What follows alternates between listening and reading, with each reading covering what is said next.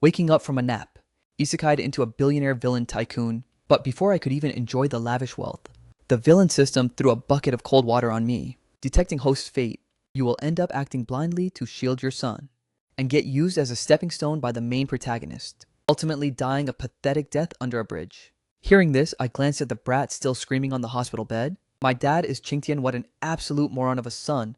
I turned around and slapped him twice, leaving the whole room petrified. You've completely disgraced the Qin family name. Darn rebellious son changed the plot. Reward divine. Mysterious unique eye art. Seeing, there's such a sweet perk. My gaze toward my son grew even more intensely burning. And just a few minutes ago, I had just transmigrated over. After sorting out the whole situation, the driver in the front row gently reminded me, "Boss, Shanghai Hospital is here." I raised my eyes and saw the driver, Li Jun, with a line of blue text floating above his head. Loyalty. 90%. Good grief, finally someone reliable. According to the original plot, this Li Jun literally dies blocking a bullet for him. Outside the car, 4 men in black suits stood in a row, faces full of murderous aura. Passers-by cast sideways glances, whispering that's President Qin of the Qin Group. He looks even more imposing in person than on TV. I heard his son got beaten up and hospitalized. He must be here to visit him. I wore an expressionless face, amidst a bunch of envious and reverent gazes, walked toward the VIP inpatient building. Right as I reached the door of the hospital room, I heard a pig slaughtering howl coming from inside. "It hurts like hell, you bastards. Believe it or not, I'll have my dad fire your whole family." Do you even know who my dad is? Buqingtian. He dictates how things run in this entire Quming city. If you dare touch a single hair on my body, don't ever think about surviving in this industry again. Outside the door, my temples were throbbing. It's this moronic bringer of bad luck again. An ancestor dedicated to screwing over his own dad. I shoved the door open hard and walked right in. Jingshi instantly changed his expression the moment he saw me. Tears and snot all over his face. "You gotta get revenge for me, Dad. Dad, that country bumpkin broke my leg. I'm gonna chop him up and feed him to the dogs." Looking at this good-for-nothing face, that can't be helped even with a wall to lean on. Thinking about how I'm gonna lose everything in the future because of him, and die a miserable death without a whole corpse. Fire shot right up inside my chest. Immediately after, amidst the collectively dazed gazes of the doctor and bodyguards, I couldn't help but rush forward, swinging my arm in a full circle, and landed a solid slap right across Shinshiji's face. "What are you howling for, like you're mourning the dead? You've completely disgraced the Qin family name?" I spoke coldly, my words sounding like ice shards crashing onto the floor. Shinshuji clutched his face, his eyes widened to the max. "You're hitting me. I should be hitting a loser like you." With a backhand, I swung another slap across his face. "Holler one more time, and I'll snap your other leg right off too." Ding defeated the prodigal son, successfully deviating from the main plotline. Villain points increased by 300 straight up. First time shattering established destiny rewarded with a beginner's care package. God tier unique art system prompts popped up rapidly. Before I even had time to react, a massive wave of information was pumped straight into my brain. This God tier unique art is ridiculously OP. Over 100 lethal poison formulas. All colorless, odorless, and completely untraceable. Casually opened up the system panel to take a peek at my stats.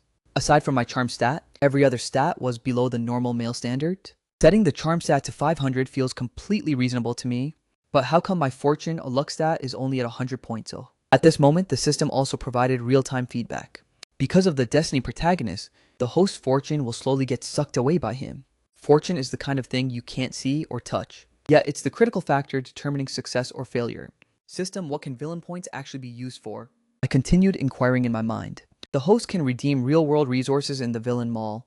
Accumulating 1,000 points unlocks a lucky draw session to obtain enhanced skills or rare items. My eyes lit up. There really is a mall inside the interface. Tapped into it to take a look. The most eye-catching thing right at the front is cash redemption. Key 1 point equals 100,000 Longo currency, and stock equity redemption 1,000 points redeems 1% shares. Seeing this ratio, my heartbeat instantly accelerated, meaning that slapping my son twice just now was equivalent to making over 30 million for free. I felt the massive wave of knowledge pumping into my brain, and then looked at the moronic son in front of me, who was so scared he went dead silent like a cicada in winter. The corners of my mouth curled up into a chilling arc. Before I casually sat down on the hospital room sofa. "Alright, spill it now and talk. What the hell actually happened?" Kinshuje was completely dumbfounded by his old man's sudden and uncharacteristic calmness. What do you want me to say? What else is there to say?" "Well, the whole sequence of events. If you don't explain the whole ins and outs clearly, how am I supposed to clean up your mess?" We're both young masters born with a golden spoon in our mouths. How come this punk is stupid to the point of smoking? Finished speaking, I glanced at Lee Jun. The guy immediately caught on. A few seconds later, the doctor was politely escorted out the door, and the door was tightly shut, seeing that his real dad actually intended to back him up. Shuji immediately perked up and started desperately pouring out his grievances, adding fuel to the fire without holding back a single bit. 10 minutes later, my face was already so dark it could drip ink. Turns out this punk was out on the street randomly flirting with girls, and got stopped right on the spot. Then a fight broke out. All his bodyguards got beaten flat to the ground, and his own leg got kicked and snapped in half. A country bumpkin who just entered the city a few days ago, being able to beat professionally trained bodyguards until their teeth scattered all over the floor, and smoothly snapped the Chin family young master's leg off, without even needing to think about it twice. That guy is easily some Destiny protagonist kind of character. Dad, you've got to get justice for me. Shuji gritted his teeth. He broke my leg, which is essentially slapping the Chin family right in the face. That guy is way too OP. Regular people totally can't take him down. How about we find some hardcore hitman to shut him up? I let out a low bark, instantly cutting him off. Since when is it your turn to teach me how to do things, hiring assassins? Is your brain full of water or something? Hearing his son talk more and more absurdly, my temples were twitching from anger. Only a brainless idiot like this could ever come up with such a brain-dead idea. Anyone with a normal brain would understand this is just sending EXP packs to the main protagonist. It's all playing out like standard cliches. I took a deep breath to forcefully suppress my anger. Leave this to me to handle. You just honestly lie here and recover from your injuries. Don't go sticking your nose into things. Thanks, Dad. Shuji grinned and smiled broadly. I waved my hand. Behave yourself during this period of time. If you dare pull any shady stunts behind my back, I'll personally snap your other leg off too. Shuji shrank his neck back and agreed with a wronged face. Got it, Lao Li. Go call the person in charge of this warding department over here. Finished speaking, I sat on the sofa and quietly waited. Not long after, Lee Jun came back with the attending physician and 2 nurses. President Chin, did you call for me? The doctor's voice was trembling, terrified that a wrong word might land him in trouble. I didn't even lift my eyelids and directly tossed out, treat him however he needs to be treated. Don't indulge his ridiculous demands. The doctor nodded frantically, cold sweat breaking out on his forehead. He never expected that a father with so much wealth and power would actually say something like this. All right, Laoli, let's head outside. Wait, Dad, it's her. It's this woman. Seeing his dad about to leave, Shuji suddenly shrieked out. I turned back to look. My son was pointing straight at the little nurse standing beside the doctor. I scanned up and down. This girl was a little over 160 centimeters tall, dressed in a white nurse's uniform. Her eyebrows curved nicely. Her little face was delicate and pointed, and her skin was as white as freshly squeezed milk. Could this appearance be the female lead template? Your leg broke because of her.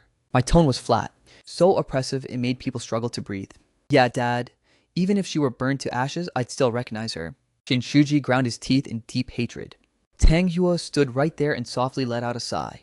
She had specially taken half a day off today to go to the shopping mall to buy some things.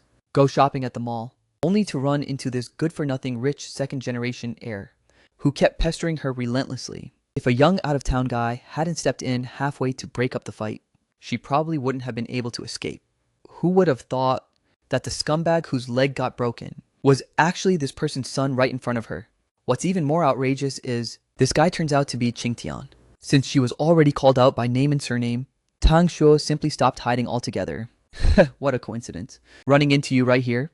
Shuji sneered. Now that my dad is here, not a single one of you is getting away. Why would I run away? Clearly, you were the one who started trouble first.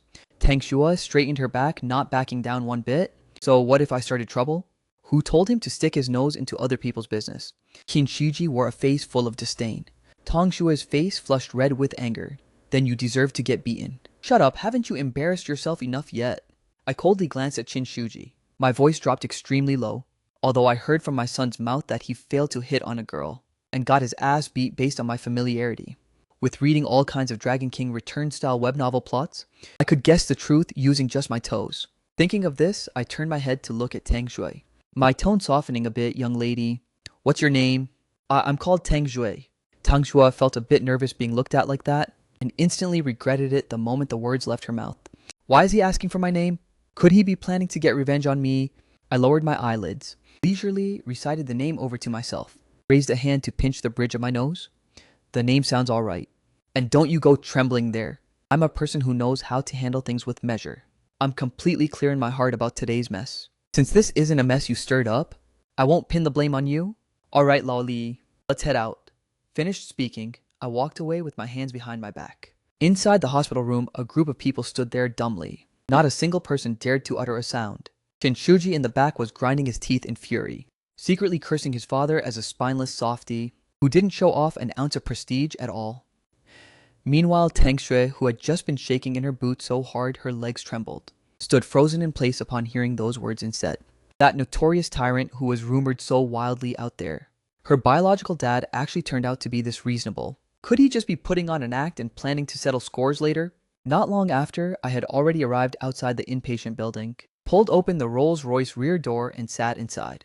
As soon as I settled comfortably against the seat, I spoke to Li Jun in the front row, leave 2 people behind Lao Li, then keep an eye on Chin Shuji and don't let him start acting crazy again. Also go investigate that punk who threw fists. And what kind of background Tang Jue's family has? Figure everything out along the way. Li Jun was stunned for a moment, then immediately nodded. Understood, President Chin. I'll arrange it right away. Saying that, he pulled out his phone and rapidly tapped away to make a couple of calls, just as he was busy at work. Suddenly, a cold, icy voice exploded right beside my ear, successfully suppressing the putty's nonsense. Destiny intent appeared in the plot. Villain points increased by 100 straight up. Improving female lead. Tang Shuo's negative perception of the host. Slightly disturbed the Destiny timeline. Villain points increased by 300, recovered 10 points of lost fortune. What the heck? Just saying. A couple of sentences can give bonus points too. Thinking of this, I opened my personal attribute panel. Aside from my fortune increasing by 10 points, everything else was still at a total noob level. System, can these stats be pushed up? The system sounded off with 0 fluctuations. Fortune can only be snatched from the protagonist. When your stat reaches double theirs, you can directly erase the target. Got it then. What about other things? Like physical fitness or charm. The host can redeem them using villain points. And enhance yourself using items from the mall. My eyes instantly lit up. I immediately pulled up the interface and lowered my head to browse through it. Millennium Ganoderma, 500 points. Bayuan Gubenpils, 1000 points. All of them are legendary tier heavy-hitting items. And the prices are terrifying too. I temporarily held back and didn't buy anything. The most urgent matter right now is to accumulate 1000 points and pull a big prize draw, which is much more cost effective. President Qin, that punk is still being investigated. However, Tang Jue's side has already been sorted out. In a standalone villa at the foot of Mount Lishan in the evening, Li Jun handed over a file with both hands. I took the document and quickly scanned through it. Couldn't help but sigh that having money really gets things done. Tang Yue is merely an intern doctor with a simple background. Yet the assignment given just at noon was fully ready in 3 hours flat. After reading through it once, I nodded slightly. As expected, it's him. President Chin, is there a problem with Tang Xiao? Li Jun asked with a face full of confusion. Nothing much, even if I told you you'd find it hard to understand. I waved my hand. Go get some rest first. I'll call you if there's any movement tonight. Li Jun bowed and backed out, leaving only you alone in the spacious living room. I sprawled back onto the sofa, muttering under my breath. So this is one of the female leads, huh? In urban power fantasy web novels, the female leads are never just one. The data shows Tang Shui's ancestors were a family of traditional Chinese medicine practitioners. Her grandfather's reputation in Quming City was extremely loud. Basically, it can be concluded that the male lead is taking the mountain village divine. Medical route, the classic trope of popping out from a mountain ditch, acknowledging a relative or breaking off an engagement, and casually saving a beauty on the way home. No wonder it tossed me a unique art skill, huh? Turns out I'm supposed to get ready to throw down with a major path tycoon. Getting a bit interesting. The corners of my mouth curled up. Just getting her to change her perspective earned 300 points. If I actually win her over. At the same time, Tang Xiao of Shanghai Hospital also just got off work, feeling like her whole body had been drained of energy. Shaolin, hurry up and boil some water. Xiaoxu will be here right away. Inside the traditional Chinese medicine clinic run by the Tang family, veteran TCM doctor Teng Dixuan sat upright in his chair. Tang Xiao had just parked her car when she heard the rare and enthusiastic welcoming voice coming from inside the house. How come the old man is being so courteous today? Who on earth is the person visiting? Tang Xue slowed her pace. Tang Xiu's pace slowed down a bit, sneaking stealthily and slipping into the house. The conversation inside was clearly audible. Don't bother bustling about, elder. I'm not in a rush. It was a young man's voice, the tone casual, yet inexplicably somewhat familiar. Tang Xue's heart suddenly skipped a beat. As she rushed into the door in a few strides, 2 people were sitting in the living room. On one side was the famously renowned Teng Dixuan of Quming City. And on the other side was a casually dressed young man, lazing sprawled out like a brow bone on a redwood chair, with both hands resting behind the back of his head. Xiaoxu is home. Hurry over here, Grandpa wants to introduce a friend to you. This is Lin Feng He. Before the old man's voice could finish falling, the two people's gazes had already locked onto each other. Turns out it's you, little sister. You and I really do have a twist of fate, huh? Tang Jue's face was filled with shock and disgust, while Lin Feng smiled with an unworldly, cynical vibe. Tang Dixuan looked left and right, completely baffled. You two already know each other. Tang Jie grabbed her handbag tightly and dragged her grandpa to hide in the corner of the wall. Grandpa, why is he appearing here? She didn't listen to the introduction at all. Her eyeballs stared straight ahead, fixed on that slouching, crooked young man. The old man was completely clueless. Shaolin is the child of my benefactor. He came down the mountain this time for matters and is temporarily staying at our house for a few days. Is there anything wrong with that? There are way too many things wrong with that. Tang Jue explained in meticulous detail step by step, promptly recounting the events that happened in the morning, from start to finish exactly as they occurred. What? Such a thing actually happened. Tang Dexuan's mustache trembled with rage. This punk actually beat the Qin family young master's leg until it was crippled. Isn't this way too reckless? I saw it with my own eyes. There's no faking it. If you don't believe me, ask him yourself. Tang Xue pointed toward the sofa side. The old man tremblingly looked toward Lin Feng. That guy didn't even move his eyelids a fraction, and spoke unhurriedly. No need to ask. I heard every single word. That's right, Qin Shiji's leg is exactly what I broke. This what on earth should we do? Tang Dexuan's legs went soft, nearly collapsing right on the spot. Shaolin, the Qin family are no pushovers, you know. I'm afraid I won't be able to protect you. How about you leave Chuming first to dodge the spotlight and run? Lin Feng let out a scoff. Elder Tang, you're overthinking it. He's merely a good-for-nothing who only knows how to eat, drink, visit prostitutes, and gamble, just a total prodigal son, that's all. No matter how badass the Qin family is, they can't harm a single hair on my body. If they dare to come looking for trouble at our door, I won't drag you guys down into it either. The meaning behind his words couldn't be any clearer. In his eyes, the Qin family is completely not worth mentioning. This time, he came down the mountain, mainly for the purpose of finding that child bride fiancé of his. How could he run away with his tail between his legs over such trivial chicken scratch matters? As soon as these words came out, Tang Xue's heart was a tangled mess of chaos. She didn't yet understand just how OP Lin Feng really was. She only knew this trouble was stirred up because of him. If the Qin family followed the vine to track down the melon and showed up at their door, they would definitely make the Tang family their very first target for slaughter. At exactly 700 p.m. in the evening, I stood inside the grand living room of the Lishan villa and couldn't help letting out a long sigh. Such a massive mansion, and I'm guarding it all by myself. It literally feels like watching over a graveyard. Just as I was zoning out, my phone suddenly started ringing. President Qin, the voice of Li Jun, came from the other end of the line. The person who harmed the young master has been found. Little Liu saw it with his own eyes. He's inside Tang Dexuan's traditional Chinese medicine clinic, laughing and chatting happily with old man Tang. Their relationship is exceptionally close. I know. My tone remained completely flat. Should we have little Liu call up a few more brothers and head straight over to drag that punk back? Here Li Jun asked with a cold tone. Absolutely not. That is definitely not allowed. I immediately put a stop to it. That guy was able to take down bodyguards easily. He's definitely not someone to be trifled with. Calling up more manpower is completely useless. We absolutely cannot play right into the opponent's set of tropes. This guy is not easy to deal with. Bringing any number of people is just a waste of effort. You go file a police report right now. Ari report to the police. Li Jun was stunned, his mouth wide open. Right, file a police report. I said calmly, we are law-abiding citizens after all. The young master of the Qin family had his leg broken by someone. What's wrong with the reporting it to the police? Despite having a stomach full of questions, Li Jun still hung up the phone to carry out the order. On the other side, Police Chief Zhang Zhen was petrified on the spot upon receiving the news. He couldn't care less about overthinking, and immediately assembled his forces. Chief, what happened? Duty Police Officer Liu Ruoxi, dressed in a sharp and capable uniform, exuding an imposing aura, seeing her superior's expression looking grave, immediately perked up. A big deal. Of course it's a big deal. Zhang Zhen's tone was extremely hurried. Qingtian, don't you know that person from the Qin group?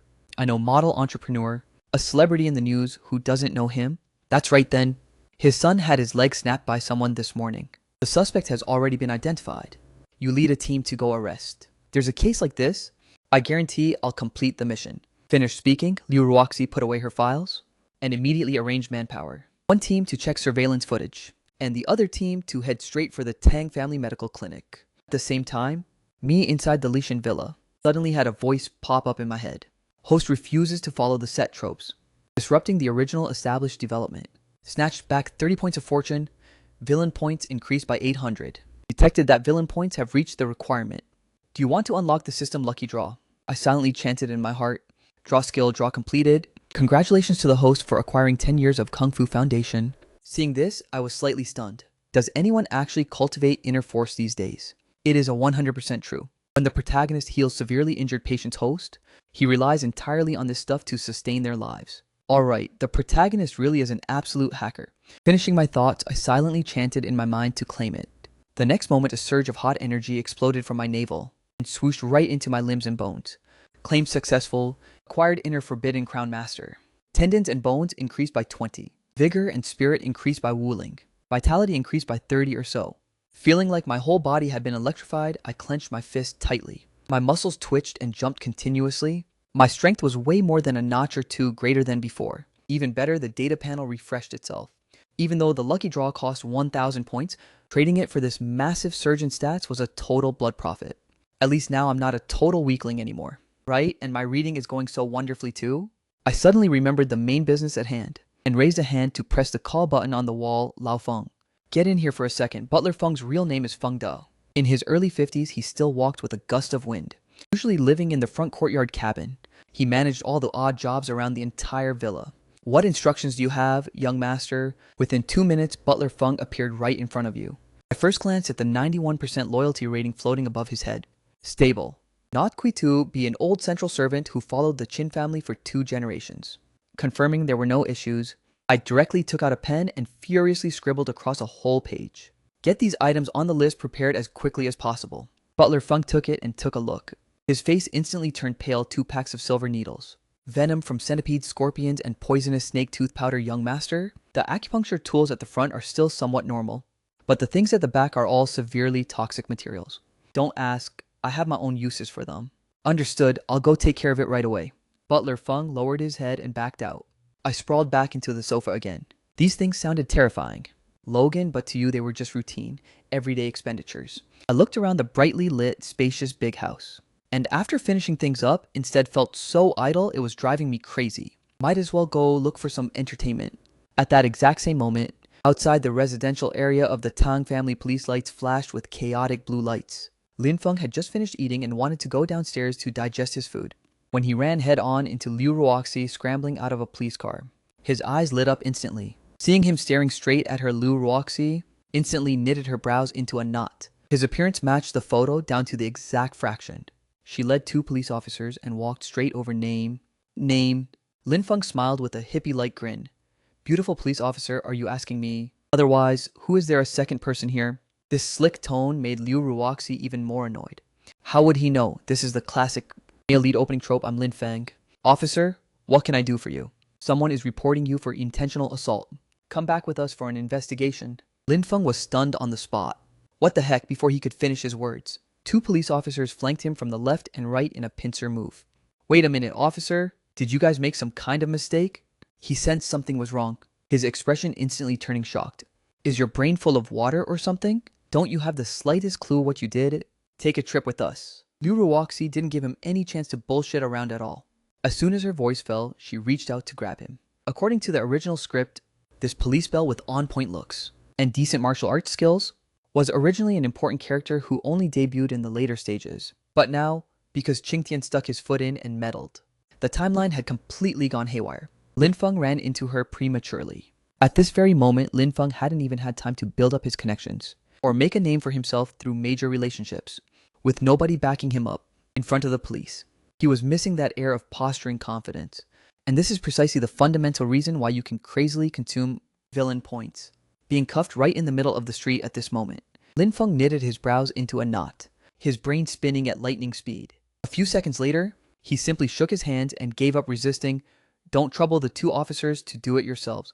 I'll walk on my own. What Lin Feng got cuffed and taken away. Hearing the news, Tang Dixuan almost jumped right out of his chair. Yeah, Grandpa Tang Shui quickly chimed in. I was just getting ready to head out to go shopping. I was just getting ready to head out for a shopping trip, and happened to see the police car stop him and take him away. How could this happen? Tang Dexuan panicked completely. Xiao Xu, hurry up and come with me to the police station right now. Go right now. Tang Xue felt it was a bit exaggerated, but after thinking about it, she still nodded and hardened her resolve. Liu Roxi, taking Lin Feng away, spread faster than the wind. Within a few minutes, Police Chief Zhang Zhen also received word of it. In order to steady the situation, Zhang Zhen immediately made a phone call to the driver, Li Jun. Hearing this while I was idly counting the cracks on the ceiling, I instantly perked up. Without a second word, I called for Li Jun and stepped heavily on the gas pedal straight toward the police station. As soon as the Rolls-Royce car door opened, a bunch of young police officers hurriedly crowded forward to greet us. Hello, Mr. Qin. Yeah, everyone has worked hard. I waved my hand casually. This move instantly shocked all the police officers. Such an OP tycoon. Actually has zero airs about him at all. Mr. Qin, this way please.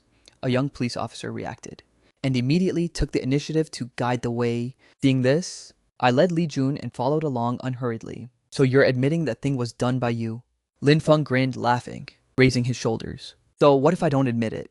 What I did, I own up to. Liu Roxi's teeth itched with anger. This guy clearly acted to save someone.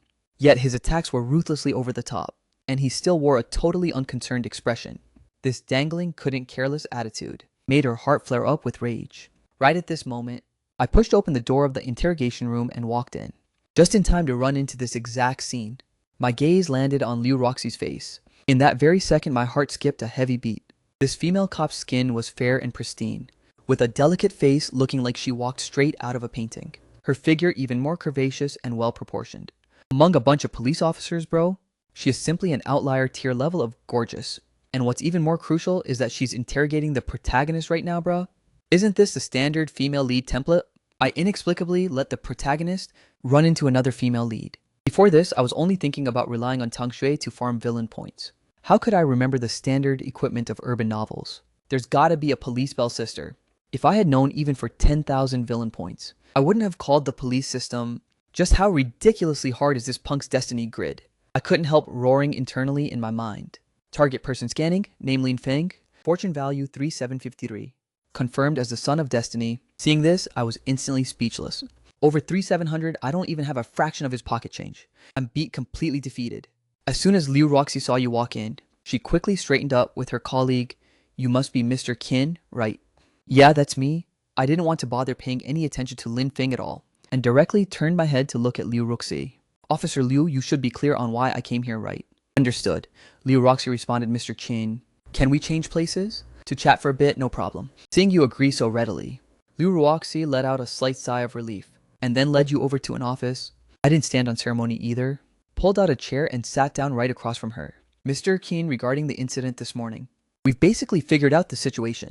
The cause was that your son first, Liu Roxi, told everything she had grasped one by one, detail by detail. The sequence of events is basically like this. Mr. Qin, how do you see fit to handle this? After finishing, Liu Roxi secretly glanced at you out of the corner of her eye, as if probing your attitude. The room remained quiet for quite a while. Before you slowly opened your mouth, the results of your investigation are pretty much the same as what I gathered on my end. You don't need to stare at my face trying to read my expression. Sentence him however he should be sentenced according to the law. I'm a law-abiding person. I just want to seek justice. As soon as these words came out, Liu Roxi was a little startled. After all, this wasn't considered a massive uproar. Given your background in Quming City, trying to sweep it under the rug would be super easy. Thinking of this, Liu Roxi spoke up. In my experience, the best way for both parties to handle this is to sit down and talk first. If it can be resolved privately, that's naturally the most hassle-free way. Hearing this, the corners of my mouth curled up, and I chuckled out loud. Officer Liu, you tell me then, how is this thing supposed to be negotiated privately? Do I, as an elder, really still have to calmly and peacefully discuss compensation amounts with a junior? Liu Roxi was stunned instantly. Yeah, the other person's money is piled up like a mountain. How could they possibly care about that tiny bit of compensation from Lin Feng? Alright, you don't need to stress over it anymore. I stood straight up. I'll have my lawyer handle the follow-up for this matter. Seeing Liu Roxi stumble over her words, you simply stood up to take your leave. Being able to make a guy like Lin Feng go inside and squat for a few days. Just thinking about it feels interesting. Well, let's leave it at that for now. I still have things to do, so I won't stay much longer. Sorry to have troubled you today. I extended my hand. My tone exceptionally polite, no trouble at all. This is what we're supposed to do. Liu Roxi was a little dazed and reflexively reached out to shake hands. At that very instant, I only felt that her hand was both cool and soft. How truly bizarre. watching you actually take your driver and leave the police station.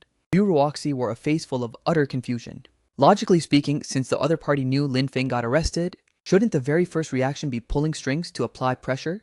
Why bother making a personal trip to the interrogation sector for no reason? Lin Feng had originally prepared himself to go head to head with you, yet you came, looked right past him, and didn't even give him a single glance. In that exact second, Lin Feng almost failed to catch his breath. One day sooner or later, I'm gonna make you guys have your family members kneel down and beg me. A man hates nothing more than being completely ignored.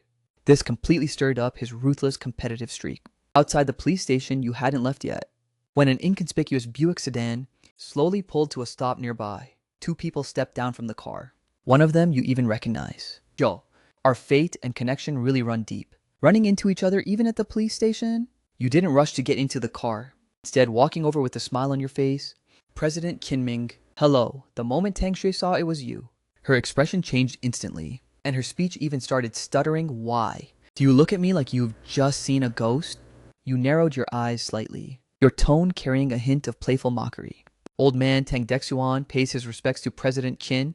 Tang Shui stammered and stuttered open-mouthed, while Tang Dexuan hurriedly stepped forward with a flattering smile and bow. Tang Dexuan, I have lived a life of honor and filial piety. I know you Shuming are a famous traditional Chinese medicine doctor, and I hear your medical skills are quite extraordinary. President Qin flatters me too much. Tang Dexuan hurriedly lowered his head. Where is there any undue flattery? Your reputation and name are things I've heard of long ago. Right, what brings the old gentleman here today? Your words were purely asking a question while knowing the answer full well. Yet it made old man Tang's heart tighten in panic. He fundamentally didn't believe that you wouldn't know Lin Feng had gotten entangled with him. In other words, the other party was testing his attitude. Old man Tang had hustled and survived through life for decades, understanding the ins and outs of human relations and social etiquette like the back of his hand, and immediately caught on. Right away, he opened his mouth to speak. President Qin, I am truly so sorry. I only heard during the night that young fellow Lin had gotten into a dispute with young Master Lin. Young fellow Lin just arrived in Quming City, unfamiliar with the land and people, so acting out of momentary impulse is practically inevitable. I humbly beg you to be magnanimous and show mercy, opening a side door to let him off the hook just this once. Tang Dexuan really is quite a figure, hiding several layers of meaning within these words, first claiming he only found out at night to distance himself as not being an accomplice, so not tipping anyone off beforehand, then saying Lin Feng just arrived, implying their relationship isn't deep and it's just an old acquaintance matter, clearly coming to plead for mercy, yet without appearing excessively servile or low-key, as if conceding and softening up, simultaneously drawing clear boundaries without offending either side. And one of them you actually recognized? I smiled slightly, Elder Tang. Our twist of fate is truly deep enough to be able to run into each other even at a police station. You didn't rush to get into the car. Instead, you smiled and walked over to greet them. Mr. Qin. Hello, the moment Tang Jue saw it was you, her expression changed instantly, to the point where her words started stuttering. How come? Seeing me looks like you've seen a ghost. You narrowed your eyes, your tone carrying a hint of playful teasing. Old man Tang Dexuan greets President Qin. Tang Xue opened her mouth, stumbling over her words, while Tang Dexuan hurriedly stepped forward to accompany you with a bowing smile. Greetings. Tang Dexuan, I've lived a lifetime of clear filial piety. I know you're a renowned traditional Chinese medicine doctor in Quming, and I've heard your medical skills are pretty remarkable. President Qin is flattering me too much. Tang Dexuan quickly lowered his head. What flattery could there be? I've long since heard of your prestigious name. Right, Elder, coming here today, is there something you need? Your words were purely asking a question while knowing the answer. Yet it made old man Tang's heart tighten up. He simply didn't believe that you wouldn't know Lin Feng got entangled with him. In other words, the opponent was probing his attitude. Old man Tang had spent a lifetime mixing in society and understood worldly human relationships completely. He immediately caught on and opened his mouth right away. President Qin, I'm truly sorry. I only heard in the evening that young little brother Lin got into a dispute with young Master Qin. Little brother Lin just arrived in Quming City. He's unfamiliar with the place and people here, so a moment of impulse was inevitable.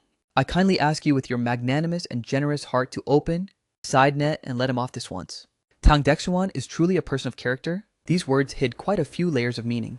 First saying he only found out tonight to clear himself as an accomplice, not tipping anyone off beforehand, then saying Lin Feng just arrived, implying their relationship isn't deep, and that it's merely an old acquaintance's affair.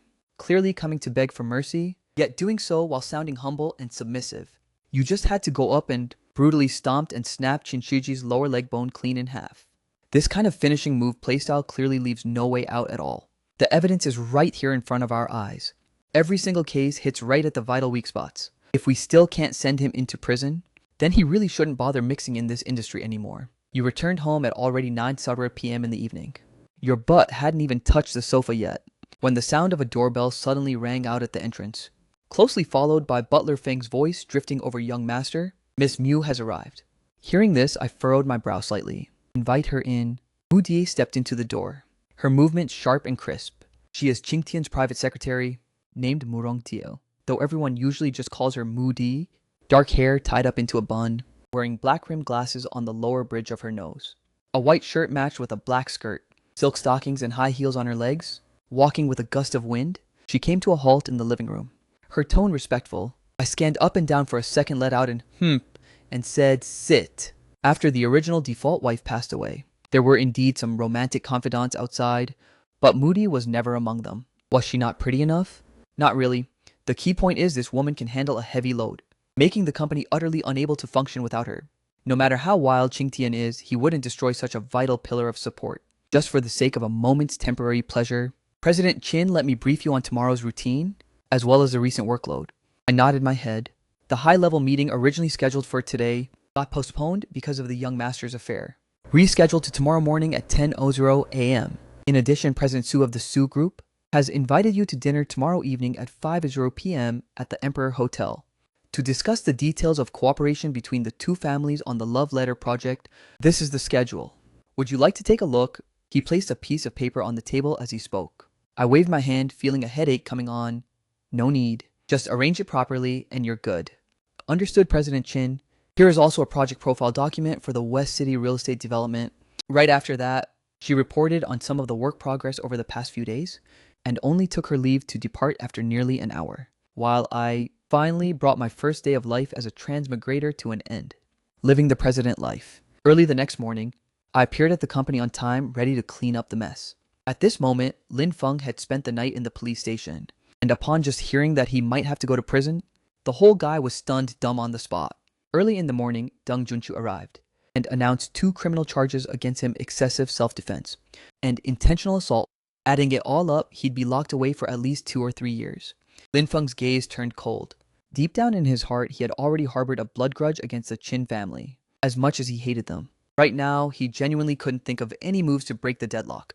Little brother Lin, I'm truly sorry, Tang Dexuan said with a face full of guilt. This matter really isn't your fault. It's just that I didn't see things clearly.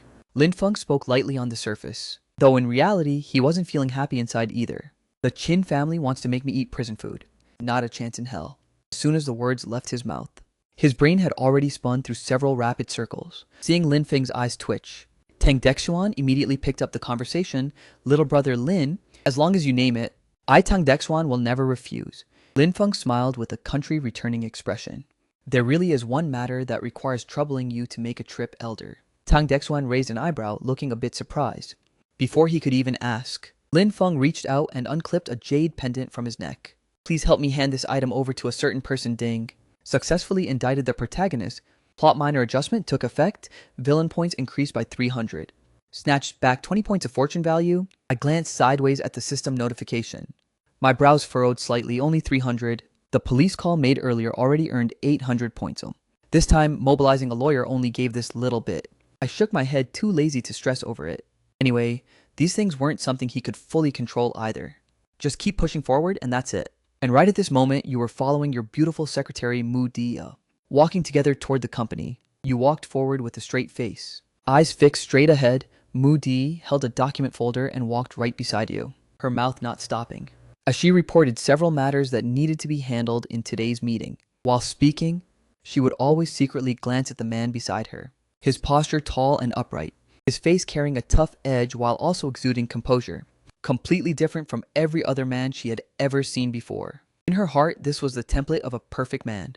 It's a pity her own family background was ordinary 100,000 miles and 8,000 miles. Away from this kind of top-tier billionaire, that crush could only be suppressed deep down in her heart. Not even daring to think too much about it in her dreams. Yo, second brother, you finally arrived. At the 88th floor of the Qin Group headquarters, As soon as the elevator opened, a man wearing a suit was standing at the entrance of the conference room, his hair slicked with oil and shining brightly, grinning from ear to ear as he greeted you. The Chin family has a total of 4 children. All 4 are completely different. The eldest Chin Zheng served over a decade as a soldier, with a stubborn temper and no interest in meddling in business, managing a few star-rated hotels in his hands, just seeking peace and quiet. The third Chin Wu lives up to his name, obsessed with practicing martial arts all day long, with a fiery personality managing places entirely like gyms, martial arts halls, and nightclubs. The fourth younger sister Qin Yuan is a powerhouse female executive who returned with a master's degree from an overseas elite university, controlling all of the family's female consumer product brands. Decisive and ruthless, while you rank second, with astonishing business talent since childhood. The old man handed all the core industries over into your hands. At this point, some people might ask, won't the other siblings get jealous? However, that's completely impossible. Looking at the tropes in novels, villain families all share a common trait. They are united like an iron bucket. Hit one and the whole lot joins in, injure one, and the entire clan flies into a rage. This isn't an act. That's merely the standard setup after all. Third brother, why are you here? Came to deliver an invitation card to you. Kinwoo carelessly pulled out a gold-stamped card. I'm getting married in half a month. Second brother, you have to be there. I originally wanted to wait until the family banquet to announce it, but I was afraid you'd forget about my wedding. I froze for a split second. So sudden. What's so sudden about it? I'm already 38. Is getting married still considered rushing? Kinwoo grinned widely, not caring in the slightest. All right, second brother, you need to step up your game too, Saying that, his gaze shifted and landed on Moody standing right beside you. I'm waiting to drink wedding wine from you and Miss Moo, all right. I was stunned on the spot, my face completely dumbfounded, while Moody flushed bright red all of a sudden, her earlobes almost smoking. Can you stop being so shameless, you punk? I snapped back to my senses and glared at him. This guy was pushing 40 and still spent all day taking shots at you for fun. Kinwoo laughed so hard he slapped the table, feeling super stoked. The two of them bantered with a few more words of idle chat. Kinwoo shoved the wedding invitation card right into your hand, didn't even stay to eat a meal, and turned around to walk away. As soon as Chin-Woo left, the Chin group's high-level routine meeting started right away.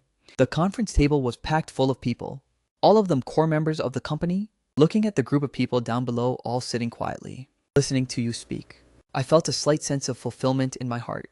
This meeting didn't have any complicated procedures either.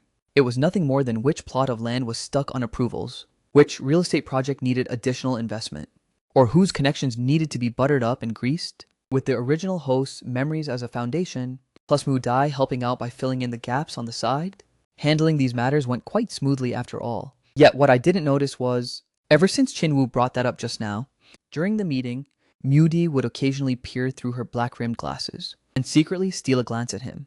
At 3:00 p.m. in the afternoon, in the Kuming-Su family's grand estate, family head Su Jungyang was standing inside his villa's living room, his brows knitted tightly together, looking at the old father sitting on the sofa. With a face full of incomprehension, Dad, what kind of background does the owner of this jade pendant have anyway? Is it really worth it? Offending the Chin family for his sake, whether it's worth it or not isn't up for me to decide. Old Master Su slowly turned the jade pendant in his hands over. The item had a bizarre and strange shape, making it impossible to figure out what school or origin it came from. His voice was low, yet brooked no questioning. This is a promise I made back in those years. At that time, escaping from my life during troubled times, my enemies pursued me into a dead end, and it was he who saved my life. Even so, however, you still can't just make arbitrary decisions on your own and marry Yanran off to some inexperienced punk, right? Su Jungyang let out a sigh. If Yanran finds out about this matter, won't she turn the heavens upside down? Turn what heavens upside down? The old master let out a cold snort. Being able to become the fiancé of that person's disciple is her blessing. This kind of good fortune is something others beg for and still can't get. What else does she have to argue about?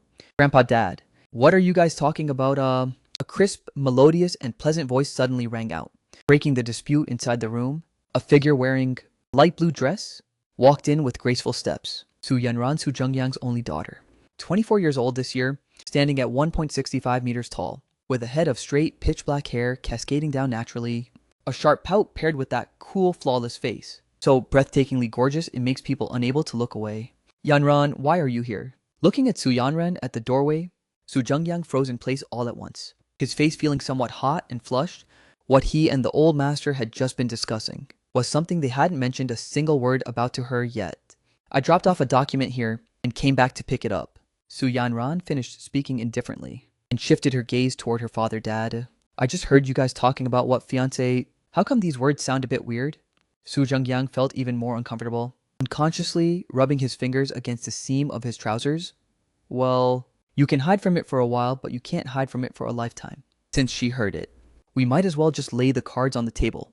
Old Master Su waved his hand, his tone rather firm, arranging a child bride engagement with an iceberg beauty. This kind of plot trope is actually quite cliché, but following standard common sense, this cold-faced female CEO definitely won't buy it. Next up, the old master will have the protagonist enter the company to work, assigned to the role of a driver or a close personal bodyguard, and then the protagonist will rely on his skills to repeatedly save people from dangerous plights, turning that natural iceberg slowly into a hot spring. Sure enough, the moment Su Yanran heard about this kind of mess, she instantly flew into a towering rage. I won't agree to it. Finished speaking, she snatched up her documents and turned around to leave. The door slammed shut behind her with a loud bang. Old Master Su let out a sigh, and Su Zhengyang could only smile bitterly and shake his head. However, the old master knew what he was doing. Given enough time, his own granddaughter would definitely be won over by that punk. How much liquid cash can the company mobilize immediately right now? Talking business at the dinner table has already become the norm for many ancient-style people, so to speak. Therefore, the meeting between the Qin family and the Su family, Moody intentionally booked for 5:00 p.m. in the afternoon. Around 6 billion or so, I stroked my chin and nodded, that's enough. President Qin, do you need to use money? If it's needed, I can transfer funds right now. No need just casually asking. Just go prepare for our meeting a moment from now. For the current you, guarding the family estate was already enough. How could you still want to go toss and turn with other businesses? No matter how fast other businesses are, can they be faster than scamming? The protagonist before coming at 5:00 p.m. in the afternoon. I led Moody straight to the Emperor Hotel. Just as we arrived at the entrance, a man wearing a suit welcomed us by walking over with rapid flying steps. Hello, President Qin, I'm the manager here. My last name is Gong. President Su is already waiting for you inside the private room and lead the way, walking all the way through the corridor. Everyone quickly arrived at the heaven-grade private dining room. Ha ha, President Qin has arrived. Please come in, please come in. Hello, Uncle Qin. Isn't this little Yanran? I looked her up and down for a second. Oh my, you've grown this tall already. Let me give you a hug. These words almost slipped right out of my mouth. Good thing your reaction was fast, and you managed to swallow them back down raw. Both families are top-tier tycoons of Chuming City, so naturally they know each other. Their relationship can't be considered close as iron. Yet it's not considered bad either. The Su family's core business is home appliance manufacturing, which also holds quite a bit of fame within the industry. This joint venture is because of a piece of land. That's gotten a bit messy. The Su family doesn't touch real estate, and their money is basically all tied up in home appliances. However, their social connections and pathways are wide. Therefore, the Qin and Su families discussed together to get that piece of land into their hands and hand it over to the Qin family for development. The Su family won't put up any money and will only take a share of the dividends aside from the driver and bodyguards. The Su family brought 3 people this time. Su Zhengyang, his daughter Su Yanran, and right beside them a female secretary. When I first laid eyes on Su Yanran, the whole person froze for a second. This girl's looks are truly impeccable, stunningly gorgeous to the point of being blinding. Yet her gaze is as cold as a winter lake's surface. A textbook high and mighty cold boss vibe. Before this, there was the fragile little nurse, the fiery tempered female police officer, and now another iceberg beauty has popped up out of nowhere. Could she also be one of the female leads? Before a female lead's relationship with the protagonist reaches that stage, fortune value won't linger on the villain. They just look like ordinary people, so you have no way of directly scanning who the female lead is. You can only rely on guessing. Right now, Su Yanran looks pretty much like that's totally the case. Yet you didn't dare to pat your chest and guarantee it 100%. The 2 bosses greeted each other with surface-level politeness, while the ones truly discussing the details were Mu Di and that female secretary named Li Yutong. President Qin, I heard your family's young master got into a conflict with someone yesterday, and even ended up in the hospital. Is this matter true? Before the dishes had even been touched, Su Zhengyang spoke up first to probe the situation. That's right, such a thing did indeed happen. It's true that my son was in the wrong, first this time. Yet the other party's attacks were way too ruthless, directly injuring his vital spots. There's no way I could swallow that. It's already been reported to the police to be handled. The person is squatting in an orange peel cell right now. Female lead Su Yanran changed her view of the host. Villain points increased by 100. Fortune value increased by 10. My eyebrows twitched. What kind of situation is this? We've only spoken a few sentences and her impression already changed. I subconsciously glanced towards Su Yanran on the side. Unexpectedly, the other person happened to be looking over as well. The two of them locked eyes right head on. The strange thing is, Su Yanran's face actually flushed slightly red for a second. She seemed to realize something was off, and quickly spoke up to smooth things over. All right, Uncle, I used to hear people say you were exceptionally protective of your son, letting him get away with whatever he wants. Seeing it today, those words are purely wild rumors being passed around. Haha, little Sue girl, you sure know how to run your mouth. I chuckled and smiled, though what you said actually misses the mark by quite a bit. Actually, the rumors you mentioned aren't entirely fake. Saying this, my expression turned serious. Back in the earlier years, I was entirely focused on fighting for my career, and simply had no time to manage the kids. Shiji's current temper, well, over half of it was spoiled by me, but in recent years, I figured things out too. I definitely have to discipline him hard from now on, and not let him pull off these kinds of reckless stunts anymore. Your tone sounded sincere. While speaking, you were also muttering inwardly. Can this wave net us some more villain points? As a result, not only was Su Yanran surprised, even her dad, Su Zhengyang, was slightly taken aback. Even Mu Di, who was chatting with the opposing secretary, turned her head back to glance at you as well. Ding successfully reversed female lead Su Yanran's view of the host. Villain points increased by 300. Fortune value increased by 20 points. Key figure, Su Zhengyang's view of the host successfully reversed. Villain points increased by 200. Fortune value increased by 10. Villain points have reached the condition to perform a lucky draw. Would you like to draw immediately? It actually lets you draw. Wait, Su Zhengyang counts as one too. What kind of identity is this again? Your heart gave a jolt. Seeing the 4 words key figure inside the system, your brain instantly cleared up. It's probably the kind of character who could help Lin Feng in the original plotline. So long as for key figures like this, as long as you change their view of you, they can feed back resources to you. Thinking of this, I almost slammed my fist on the table. If I had known, I should have targeted Tang Dexuan a bit more. Ability draw successful, combat skill maxed out. You've been wanting to find a way to enhance your own strength for a long time. The moment you saw combat skills, you didn't even blink an eye. After confirming on the spot and getting maxed out combat techniques, your head suddenly gained a whole bunch of new knowledge. The current you is way stronger than that time when you commanded brute force internal energy. President Qin, what kind of life philosophy did you comprehend recently? It's been so long since we last met. Even your aura is completely different. Su Zhengyang took the wine just served by the waiter and personally poured you a glass of romancemanhwa tea. Seeing this, I raised my hand and took it right away. Without holding back or declining at all, the two of them took a gentle sip, chatting casually about some idle matters while drinking, until the dishes were served and cleared away. Su Zhengyang finally put down his fork, shifting his tone to be completely honest. President Qin, today, meeting with you besides discussing cooperation, I also have a small request, and I'd like to ask you for a favor. As soon as these words came out, I already had a clear idea in my heart. If you have something to say, spit it out directly. I hate beating around the bush the most. Su Zhengyang instead was slightly taken aback. Haha, well, since you're so straightforward, President Qin, I won't beat around the bush and hide things either. To be honest, that Lin Feng who got into a row with your son yesterday has some relation to my Su family. Saying that, he secretly glanced at your expression. Seeing that you didn't have much of a reaction, he continued, could you please loosen your grip on your end and not pursue the matter any further? Letting that kid escape this disaster of prison time. As expected, he came for Lin Feng. Although the system rewards had already hinted at it beforehand, that Su Zhengyang was a key figure. Yet who would have thought this guy, in order to protect Lin Feng, would actually lower his head and beg right in front of you in person? That Lin Feng has only been in Chuming City for a few days. How did he manage to latch onto the big tree of the Su family so fast? A textbook protagonist's destiny, huh?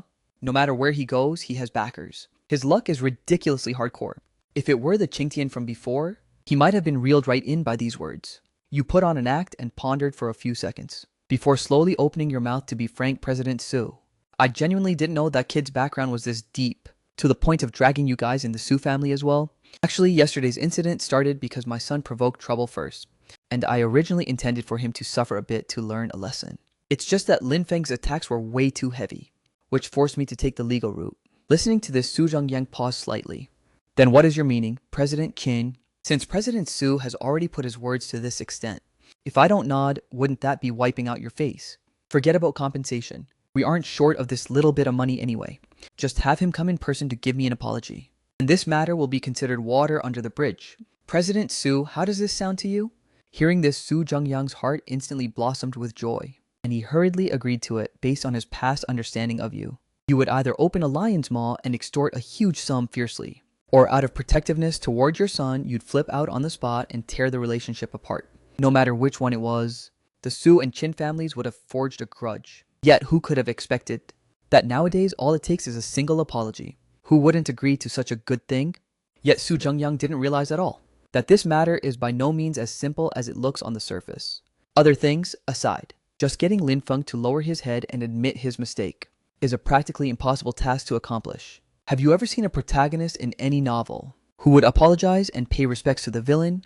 If the protagonist were that cowardly, the fans would be the first to refuse to buy it. Su Jungyang, whose heart was blooming with joy, immediately pulled out his phone to make a call. Hurry up and go to the police station to pick Lin Feng up. Just say the matter has been resolved.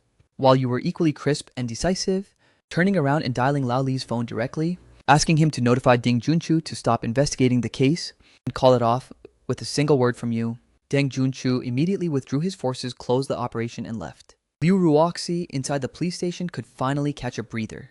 Just moments ago, she kept worrying that the Chin family would refuse to let it go, in which case those of them handling the case would have headaches every single day.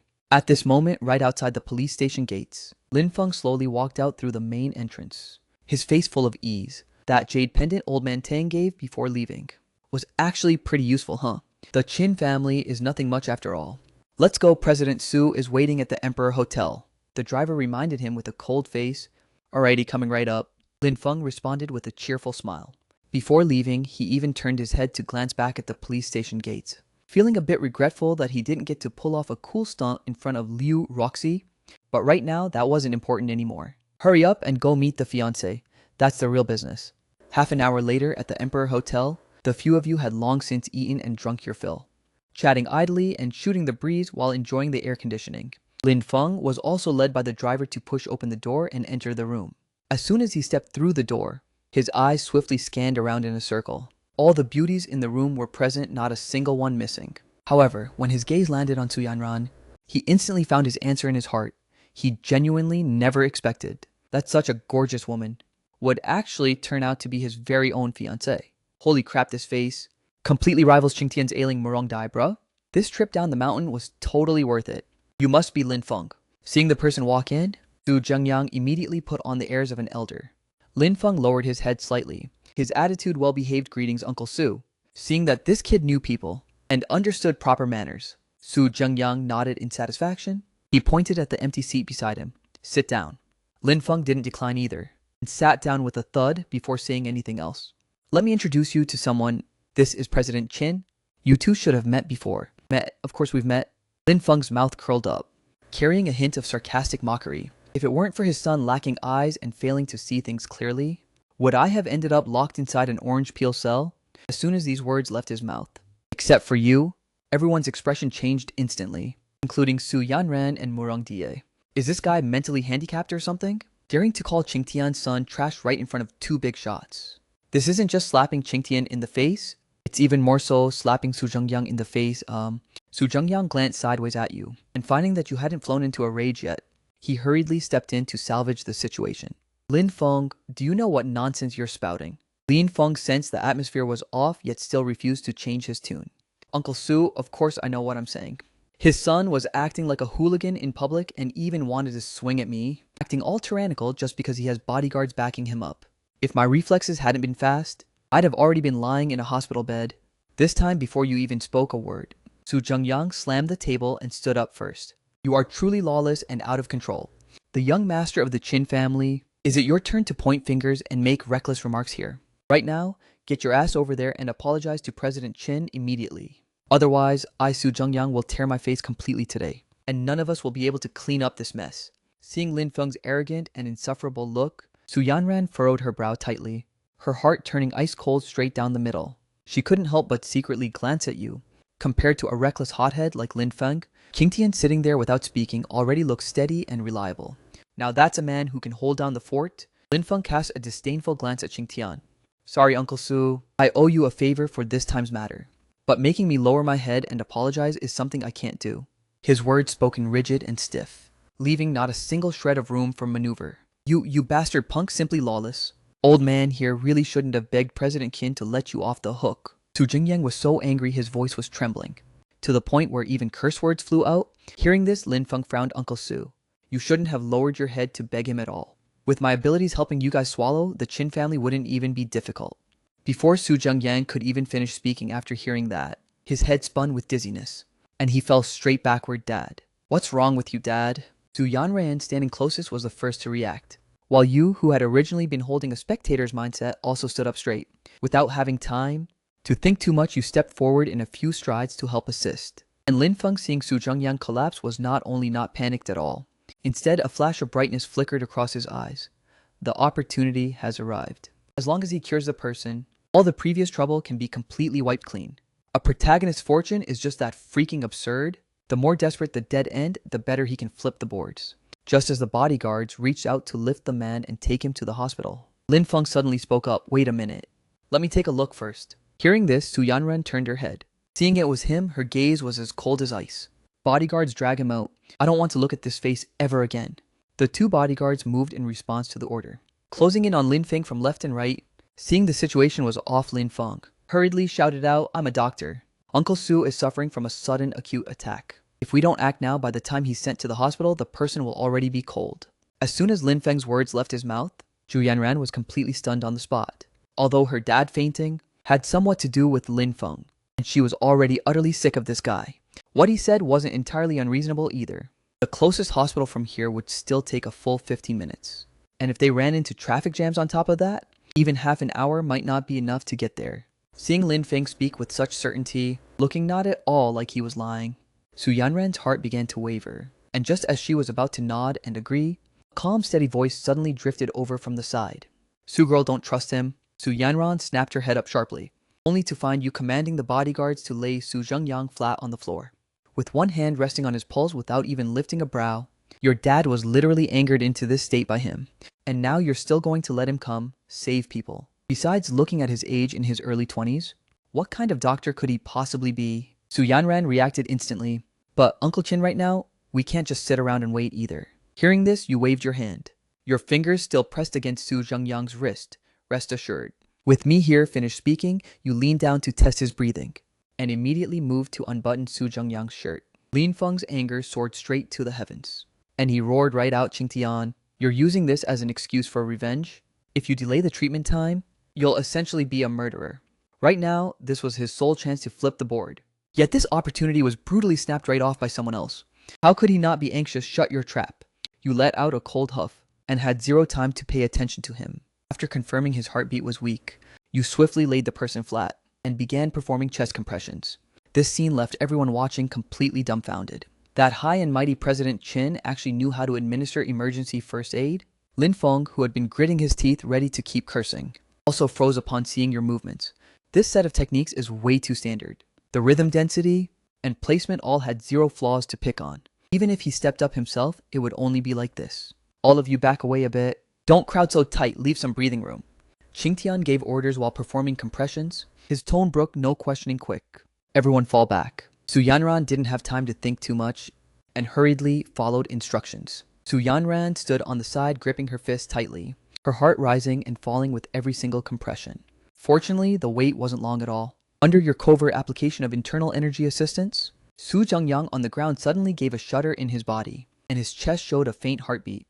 Seeing this, Su Yanran cried out in pleasant surprise, Uncle Qin, my dad's heartbeat is back. Qingtian nodded his head, pressed a few more times, and only then withdrew his hands and stood up. Your dad naturally had hidden underlying heart issues to begin with. Just now, due to emotional agitation, he couldn't catch his breath in one go. Now that he's stabilized, just have someone carry him to the sofa to rest. Seeing her father's condition fully recover to normal, Zhu Yanran turned back and looked at you with gratitude. Uncle Qin, thank you so much. I never expected you knew how to do all this. You're way too badass. You gave a faint smile and stood up, stretching and moving your wrists and shoulders. Just a casual trick. What's there to make a fuss about at this moment? Murong Dai quietly walked close and handed over a piece of tissue. Wipe your sweat. You took the tissue and wiped your forehead. Scanning around the surroundings in confusion, where did that punk Lin Feng go? At this moment, the system chimed in once again. Congratulations to the host for rescuing the key figure ahead of the protagonist. Villain points increased by 1d500. Successfully snatched back 500 points of fortune value. Villain points have reached the threshold to trigger. System ability draw authority. Would you like to use it immediately? A lucky draw, nothing to hold on to there. You directly chose to draw. Draw successful. 2 options available, choose either one. 1. Piano playing skills, wicked good.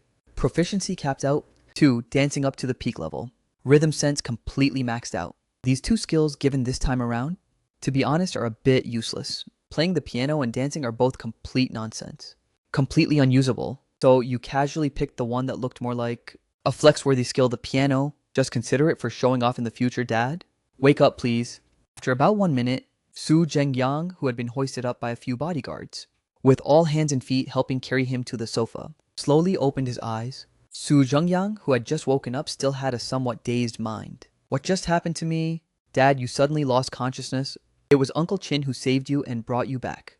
Su Yanran hurriedly explained, as his memories pieced themselves back together bit by bit. Su Zhengyang's gaze staring at you grew increasingly shocked. Later on, Su Zhengyang was still sent to the hospital, although he had already recovered, given his status and position after all. Making a trip for a checkup was the only way to feel at ease. Naturally, his daughter Su Yanran had to tag along.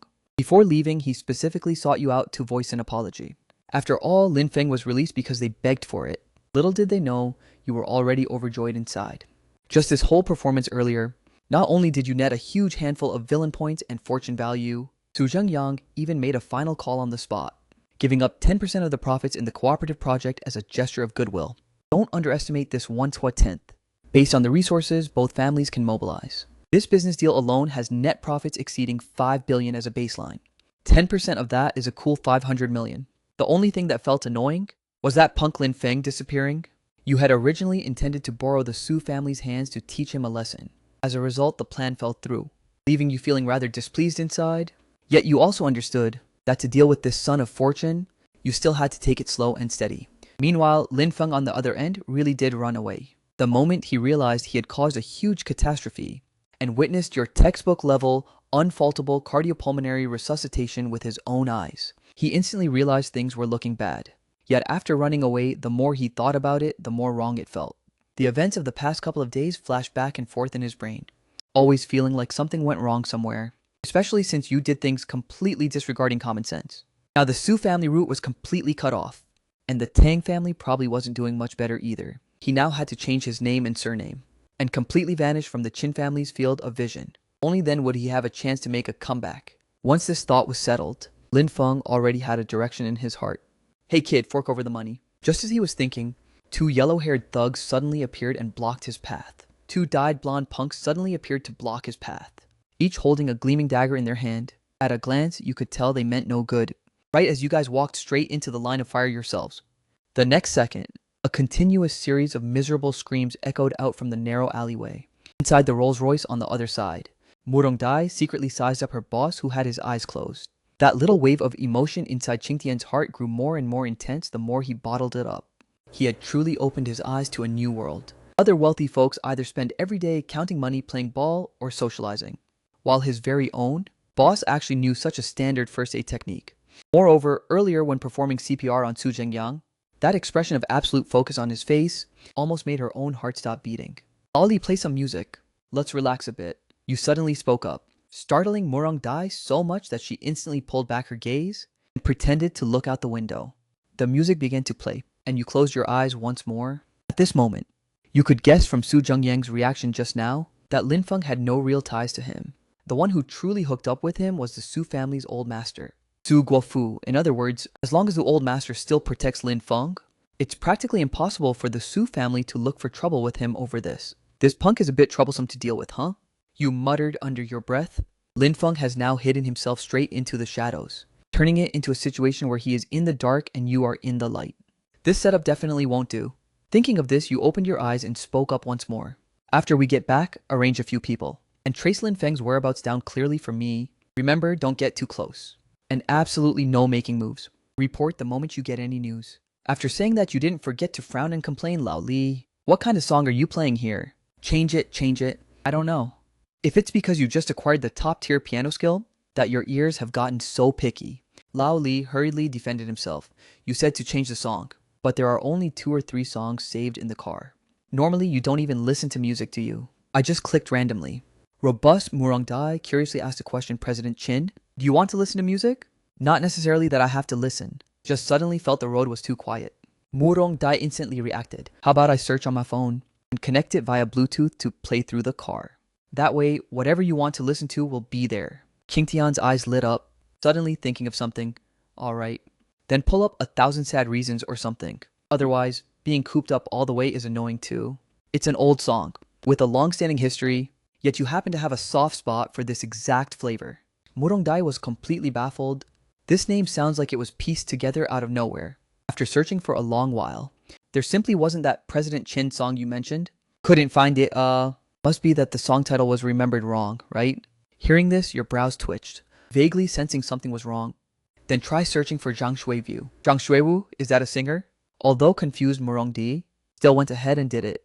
Unfortunately, there still wasn't any. Qing Tian's expression turned slightly dusty as he took the pink phone handed over by Murong Dai and did it himself, swiftly inputting the names of the 4 heavenly kings from his past life, typing them all in one by one.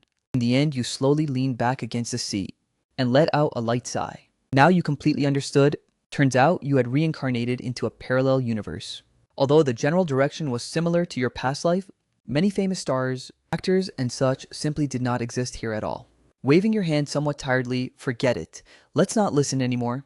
Listening makes the heart tired. When you can't even see the 4 heavenly kings or Jaichu. What the hell is there even left to listen to? All those classic songs you listened to and hummed back in those years. For a moment, your heart felt tightly blocked with frustration. Yet someone even more frantic than you.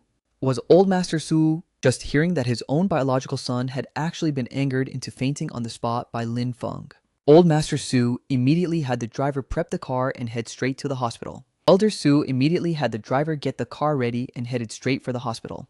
The moment he walked through the door, he chased after the answers asking about the cause and effect, without holding back even a single bit. Did you really bring up that condition to Qing Tian? Su Zhengyang on the bed spoke with a downcast tone. The chat was going totally fine originally, and Qing Tian agreed without saying a second word. Yet who could have expected? That kid named Lin Song would suddenly pop out of nowhere and start yelling and cursing right in front of Qing Tian's face. You tell me as an elder, could I just pretend nothing happened?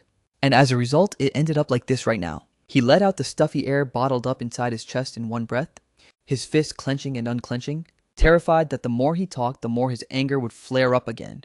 Hearing this, Old Master Su's gaze lit up slightly, as if he had gained some kind of realization, listening to you put it this way. This Lin Feng really does look a bit like his master back in his younger days. Hearing this, Su Zhengyang's eyeballs almost popped right out of his head. Old Master, are you afraid you've been brainwashed by someone or what? Is your memory slowly disappearing? People with actual skills usually have rather eccentric tempers too. That's completely normal, Old Master said with a steady tone, continuing to talk to himself. The fact that he was willing to stick his neck out for a total stranger shows his heart is warm enough. The fact that he dared to lecture his son right under Qing Tian's nose shows his spine is tough enough. Only someone like this is worthy of Yan Ran, huh?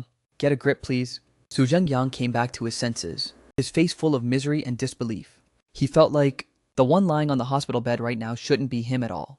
It should definitely be this old bastard instead. If you knew about the old man's words here, you'd probably just shrug it off and mutter a casual normal in your heart. After all, as a mere mortal, how could anyone possibly resist the supernatural trickery of destiny's fortune? The next day, early in the morning, you arrived at the company, sitting behind your office desk and leisurely spinning your pen. Your thoughts had already drifted far away beyond the 9th heaven, wondering how on earth you even transmigrated into this world.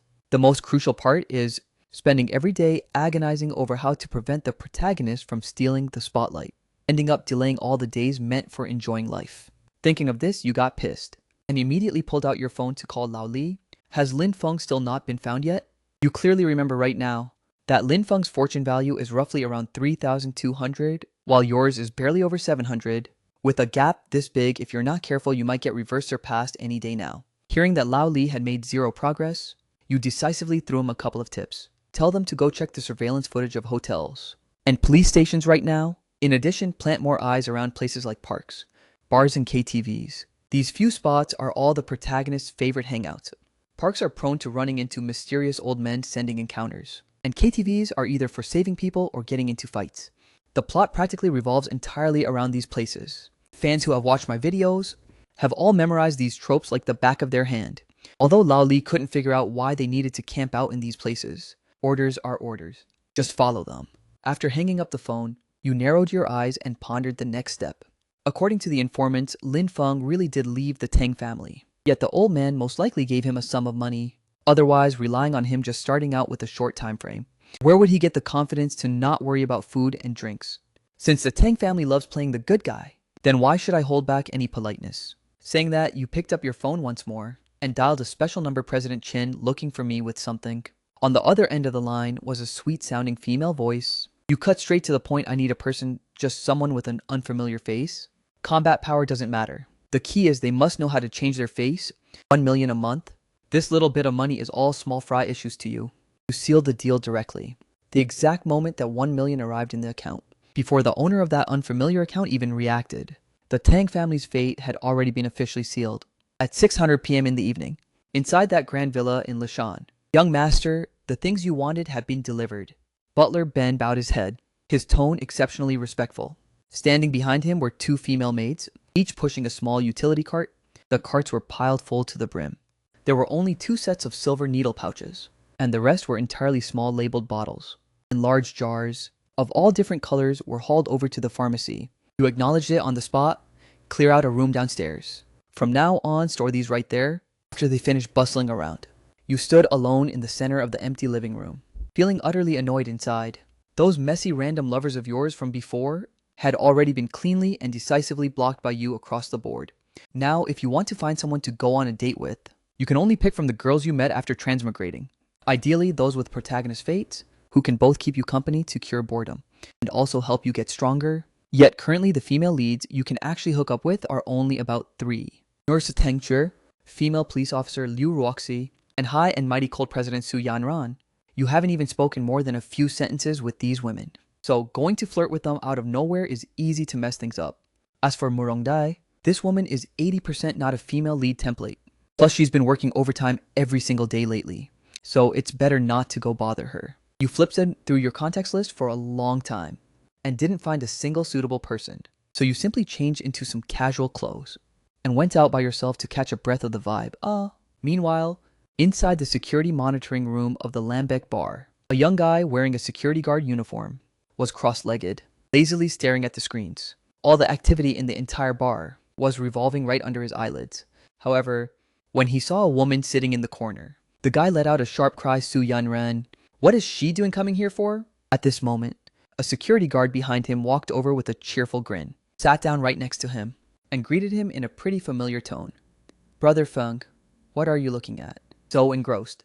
This person's name is Tong Hai, who has been working here for 5 or 6 years. Lin Feng casually tossed out a line, nothing much, just looking.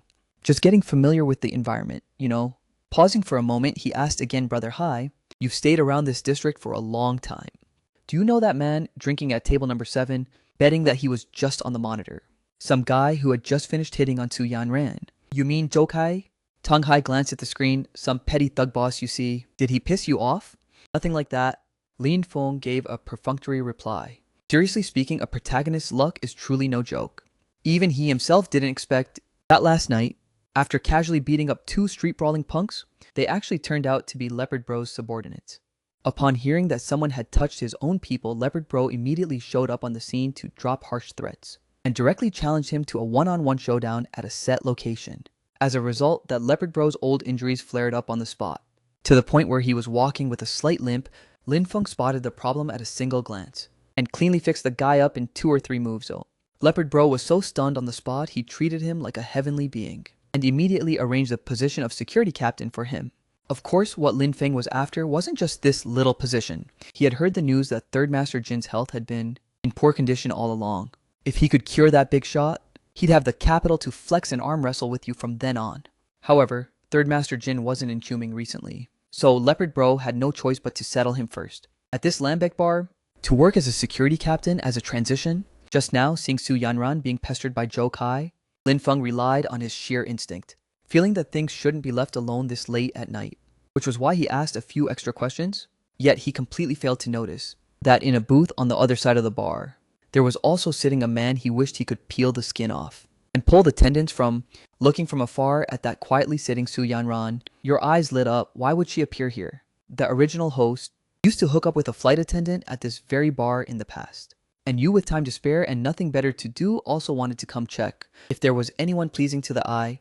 Playing through the whole night wasn't out of the question either. Who would have thought you'd actually bump into Su Yanran, a cold-faced female CEO, sitting alone by herself in the corner of a bar in the deep dead of night? You are way too familiar with this trope. She was way too familiar with this kind of plot line. When a female lead appears in a place like this all by herself, within 10 minutes, a few thugs are bound to pop out to pester her. And then the male lead makes his entrance, plays the hero saving the damsel, and farms brownie points. Now that Su Yanran is sitting there all alone, could Lin Feng be nearby as well?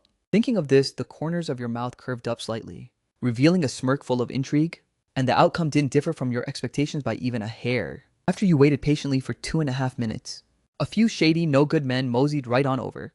At the same time, you also noticed that the wine glass in Su Yanran's hand was shaking violently, clearly showing she was already dead drunk. Seeing this, you instantly knew your chance had arrived.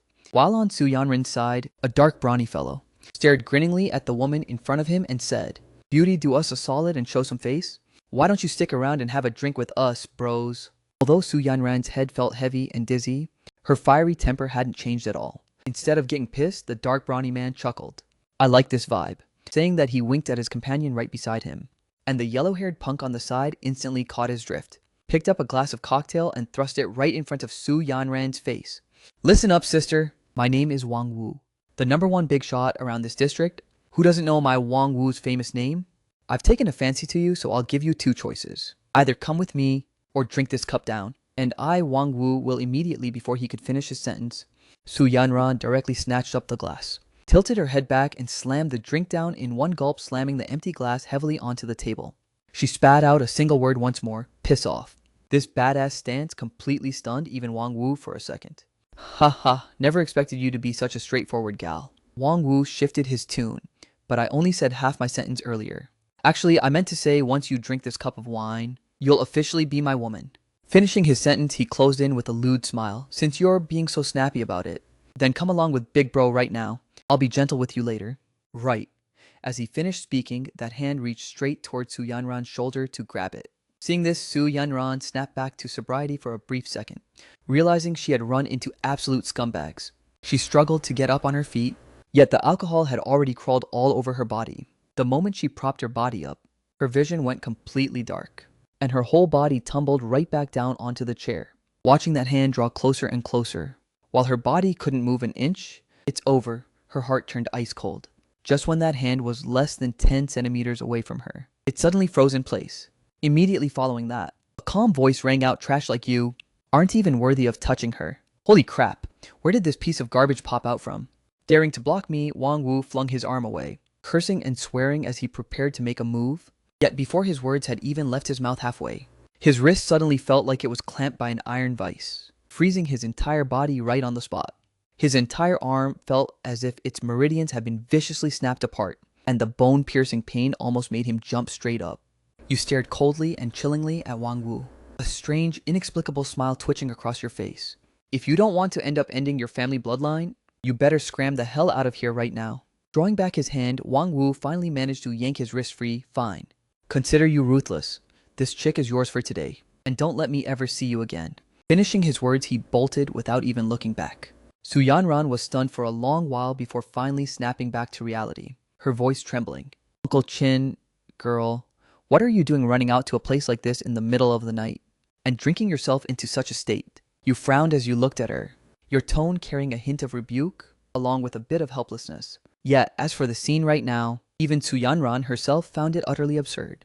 Logically speaking, she normally wasn't the kind of person who lacked self-control, so who knows what was wrong with her today, regardless of what she was thinking. You didn't care to find out at this moment either, because the system chime had once again sounded off inside your head. Congratulations to the host for stepping in ahead of time and completing the rescue of Su Yanran. Villain points increased by 500. Recovered 100 points of fortune value and acquired max level hidden weapon. Mastery, this skill is awesome, because now, even if you end up facing the protagonist head-on one day, you won't end up being unable to even catch a glimpse of his shadow. Following that, you glanced again at your fortune value, which had surged to 800, and couldn't help but sigh with emotion. These days are getting more and more hopeful to look forward to. On this side, Su Yanran lowered her head, wanting to explain but unable to spit the words out. At a single glance, you could tell she had something heavy on her mind. Without forcing her, you waved your hand and indicated that you would send her back. Hearing this, Su Yanran tried to stand up on her own, yet ultimately collapsed right back down onto the chair anyway. Seeing this, you sighed happily. Let me support you instead then. Ever since she was young, Su Yanran truly had never gotten this close to any man before. But thinking that you were her elder, it probably wasn't a big deal, right? Then, thank you for the trouble, Uncle Chin. What's there to be polite about? Let's roll. Finishing your words, you unceremoniously slung Su Yanran's arm over your own shoulder, while your other hand wrapped around her slender waist. First time close-range contact with the female lead Su Yanran achieved. Villain points credited 300. Recovered 100 points of fortune value. Hearing this delightful chime, the corners of your mouth curved upward slightly, and you were also extremely satisfied inside. This Su Yanran's waist is slender to absolute perfection, soft yet resilient, with an exceptional tactile feel. The two of you had just stepped out of the bar. Before even turning the corner, your brow furrowed tightly. Behold, over 20 young thugs holding steel pipes, and baseball bats, and similar gear formed a massive crowd that blocked the two of you right in front. Following you out, there were also the 3 people under Lao Li disguised to protect you. Seeing this scene right away, they hurriedly shielded you in the center. President Chin, please run quickly. Don't worry about us.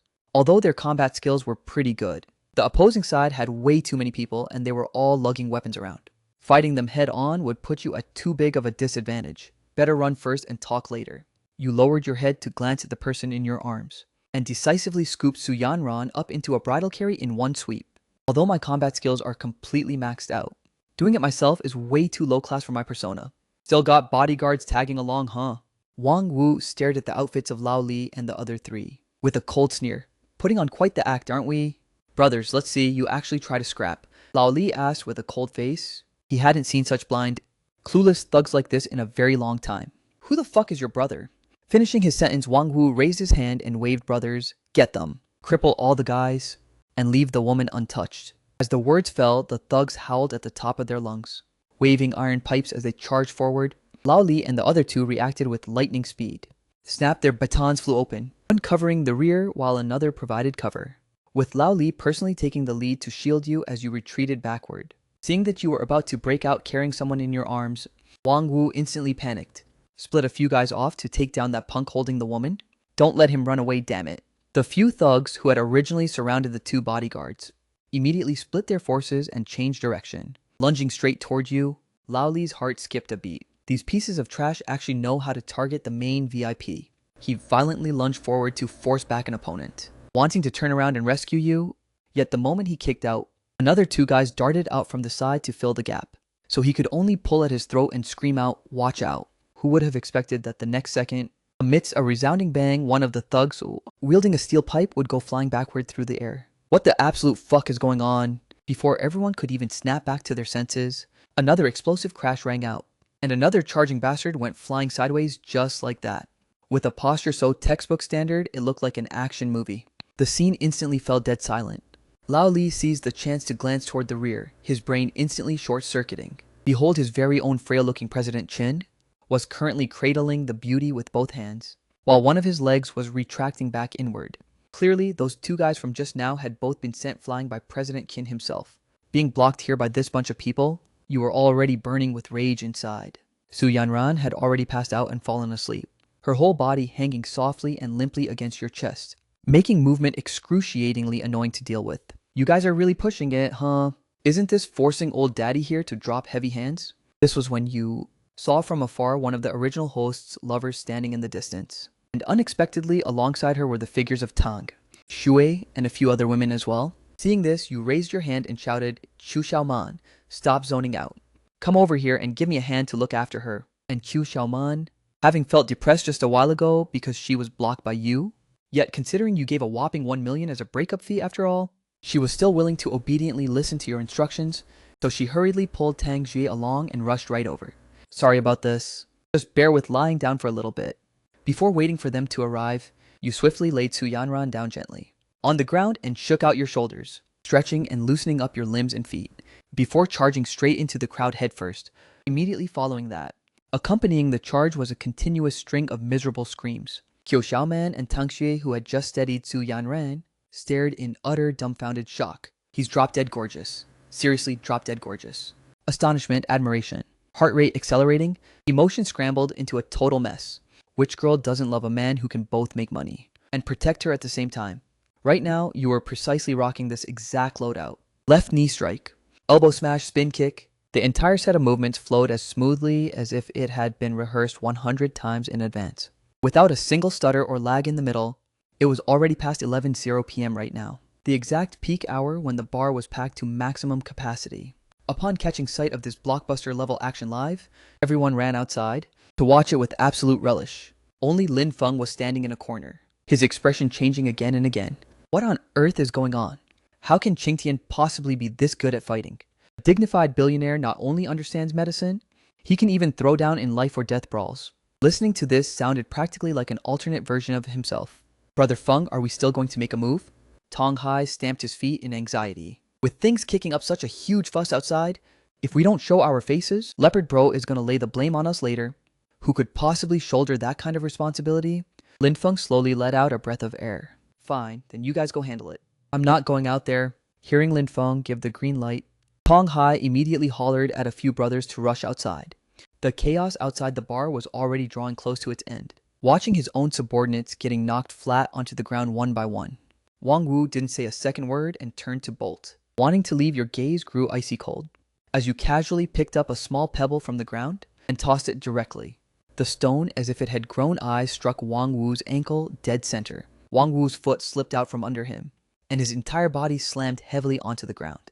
Lao Li, go drag him back over here for me. Your voice wasn't loud, yet it leaked with freezing chill. Hearing the command, Lao Li grabbed hold of Wang Wu with one hand and forcibly dragged him back right in front of you. Raising his leg, he kicked him straight in the back of the knee socket. Wang Wu, who was already dizzy and disoriented from being hit by the pebble, had his knees go weak from this single kick and dropped straight to his knees with a thud. Damn it, you dare touch me. I'll have, I'm Tiger Bro's man. Hearing this, you directly planted a kick right onto the guy's face. Tiger Bro, what kind of piece of trash is that? You let out a cold laugh. Go back and tell your Tiger Bro. Have him investigate clearly who I am and personally come over to apologize within 3 days. Otherwise, your entire gang won't have any reason left to exist. Of course, if you guys can't find out who I am, that's even easier to handle. You won't even have the qualifications to exist in the first place. Did you understand these words? Every single word of yours seemed like it was squeezed out from between your teeth. I understand, I'll tell them. Wang Wu's mouth was full of blood, his heart grinding with hatred. Have Tiger Bro apologize. Who the hell do you think you are? Some kind of immortal deity? Yet with a person under the eaves having to lower their head, he had no choice but to surrender and play soft first before talking. Yet how could you possibly let him off so easily? As for delivering messages and such, just keeping a mouth is plenty enough. Lao Li crippled all 4 of his limbs. What the hell? Wang Wu snapped his head up abruptly, with his eyes wide open to the point of almost splitting apart. When dealing with street punks like this, Lao Li didn't hesitate for even a second when making his move. Hearing only a crisp crack, Wang Wu's pig-slaughtering scream echoed throughout the entire street. Right after finishing off Wang Wu over here, the bar security guards finally came running out in a panic. You couldn't be bothered to deal with this bunch of trash and guards, and turned your head to look at Lao Li and the other 2. How are you guys holding up? You alright? We're doing okay? The 2 bodyguards replied while enduring their pain. You glanced at them and saw their clothes were covered in dust, along with traces of bloodstains. Taking a couple of knife slashes and still saying you're okay, huh? You then turned your head and said, Lao Li, give them 100K each, and go to the hospital to get properly treated. If it's not enough, come find me for more. Hearing those words, Lao Li felt a bit surprised. How come it feels like the boss has turned into a completely different person? Whenever something like this happened in the past, wasn't it opening his mouth to curse them for being incompetent? Since when did he start caring this much about his subordinates? Yet he didn't ponder it too much either. After all, the boss right now suited his taste much better. You paid no attention to their inner thoughts and continued speaking to Lao Li. You drive them to the hospital unit, and I'll send Miss Su back first. Lao Li was just about to say that you going without any protection wouldn't do it all. Yet upon seeing the knocked out punks lying all over the ground, the words right at the tip of his tongue were swallowed back down. So he simply turned around and headed to the parking lot to get the car, driving the 2 bodyguards toward the hospital, while you briskly walked over toward Su Yanran's side. President Chen, her forehead is burning hot to a terrifying degree. Qiu Xiaoman said anxiously the moment she saw you. You furrowed your brows slightly, and then reached out your hand to touch the other person's forehead. It was indeed burning with a fierce fever. At this moment, Tang Xue said with a blushing face, I checked her pulse just now. and it looks like she was slipped an aphrodisiac. Clearly, that glass of wine Wang Wu handed over earlier was completely shady. Seeing this, a cold sneer flashed inside your heart. If you hadn't shown up tonight, Lin Feng really might have scored a massive bargain.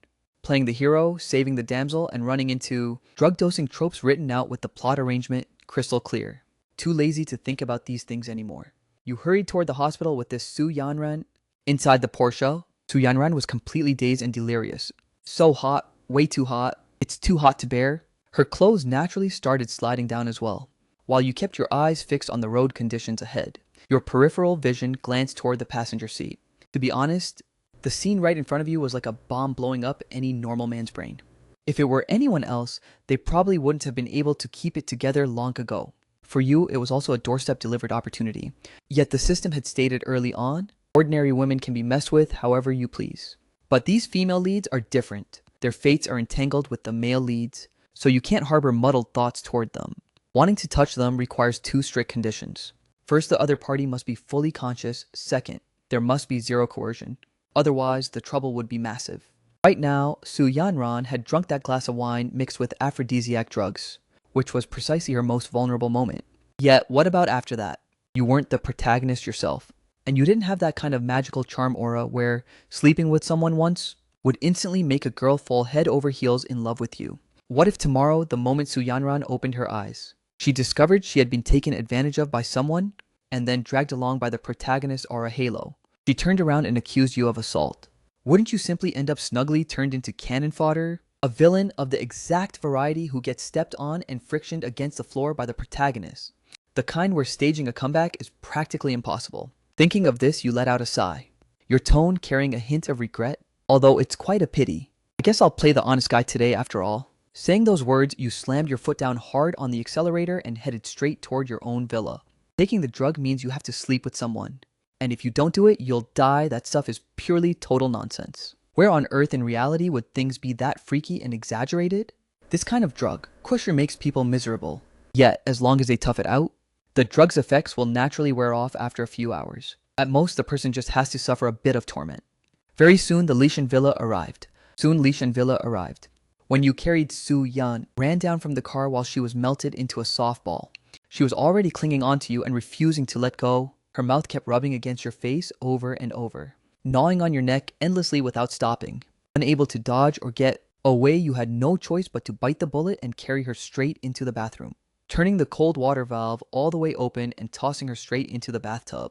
As the freezing water poured down over her head, Su Yanran shuddered all over, her brain finally clearing up by a few fractions. Right now, her memory fragmentation was a total mess, vaguely remembering running into thugs and almost getting into trouble, and that it was Uncle Chin who saved her. Suddenly, a flash of images rushed past, and Su Yanran snapped awake with a jolt. She quickly looked around her surroundings. The house was massive and bright, with European-style decoration and a ceiling inlaid with gold trim and vibrant colors that looked anything but cheap. Yet she had never laid eyes on this place before in her life. Looking down at herself again, she was wrapped in a thick bathrobe, tucked in neatly without revealing a single bit, except that this wasn't her home at all. Her heart tightened in panic as she hurriedly pulled open the bathrobe to inspect herself. The next second, her entire body froze solid. Her inner garments were completely gone. Her body went soft, and she slumped straight down to sit on the floor in a heap. Yet shortly after, she sensed something felt off. Although her head was dizzy, her body didn't feel unusual at all. There wasn't a single shred of pain, nor that post-event feeling described by the internet senseis. Confusion flooded surging into her heart. She quickly tied up her belt properly and stood up to dash outside. The entire villa was brilliantly lit, yet there wasn't a single shadow of a person anywhere. When she finally reached the ground floor, that familiar figure finally appeared. You were lounging on the sofa draped in a bathrobe, crossing your legs while playing on your phone. You, Uncle Chin. Hearing the commotion, you raised your head and looked over. You're awake. Su Yanran's heart skipped a beat. Why am I even here? Do you still remember what happened earlier? You put down your phone and pointed at the sofa right beside you. Su Yanran obediently sat down and first nodded lightly, followed immediately by shaking her head. She still had a bit of an impression of the first half.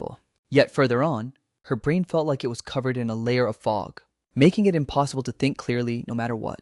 It seemed as though she had tightly clung onto Qingtian earlier. The moment this thought popped up, her face flushed beet red in an instant. Could it be that she really had that kind of thing happen with Qingtian? Thinking of this, Su Yanran abruptly stopped herself, not daring to ponder any further whatsoever, seeing right through the ripples inside his heart with a single glance. You probably don't remember some things very clearly anymore, right? Don't worry, let me help you straighten it out. A guy named Wang Wu handed you a glass of wine. Any impression of that? Su Yanran nodded her head, and you continued speaking. That wine had been tampered with by him. When I took you away back then, I originally intended to send you home. Only the aphrodisiac hit way too fast, so we couldn't make it to the destination at all. If your family or a doctor found out about this kind of thing, it wouldn't sound very good if word got out either. So I simply brought you back to my house instead. Hearing you put it this way, Su Yanran tried hard to recall for a moment. It seems to be that way, yes. Then what about my clothes? In order to suppress the drug's effects, I had you soak in cold water for a bit, and your clothes were completely soaked through. Your tone remained flat as you kept pouring out the details. But afraid you'd catch a cold, I had the maid dry your hair and body, and changed you into a bathrobe. My clothes, you had the maid help me change them. Su Yanran suddenly zeroed in on this point, and you shrugged your shoulders. Do you seriously think I took them off with my own hands? Hearing these words, Su Yanran felt rather awkward instead, because she vaguely remembered that she seemed to have been hugging Qing Tian in a dazed, clinging state. At this point, she didn't even dare to look you straight in the eye. Noticing the other person's predicament, you casually waved your hand. It's getting a bit late now. If Uncle Chin doesn't mind, can I stay over for the night here? Confirming that nothing major happened to her. Su Yanran finally heaved a sigh of relief, and her speech became a lot more relaxed. Hey, I don't really mind. It just depends on whether you're worried about other people gossiping. You swept a calm gaze across her and discovered that you could see the other person's status stats, plus her favorability rating had unexpectedly reached 62%. According to the system's introduction, as long as these female leads develop favorable feelings toward you, the villain, you'll be able to view their detailed profiles. Once an ordinary person's trust level hits 90%, they will completely surrender and submit to you, whereas once a female lead's favorability breaks past 90%, you'll be able to completely ignore the protagonist's fortune looks. The Lishan villa has more than enough rooms, so you picked one out at random for her and gave her a heads up that once her clothes were washed and tumble-dried, the maid would bring them over. And your thoughtful arrangement like this also caused Su Yanran to start letting her imagination run wild. She slowly walked over to the bedside and lowered her head to inspect the bedding, only to discover that both the quilt and bedsheets were brand new. Clearly having been changed out just now, even thought of this much. She experienced for the first time what it meant to witness a mature man's meticulousness.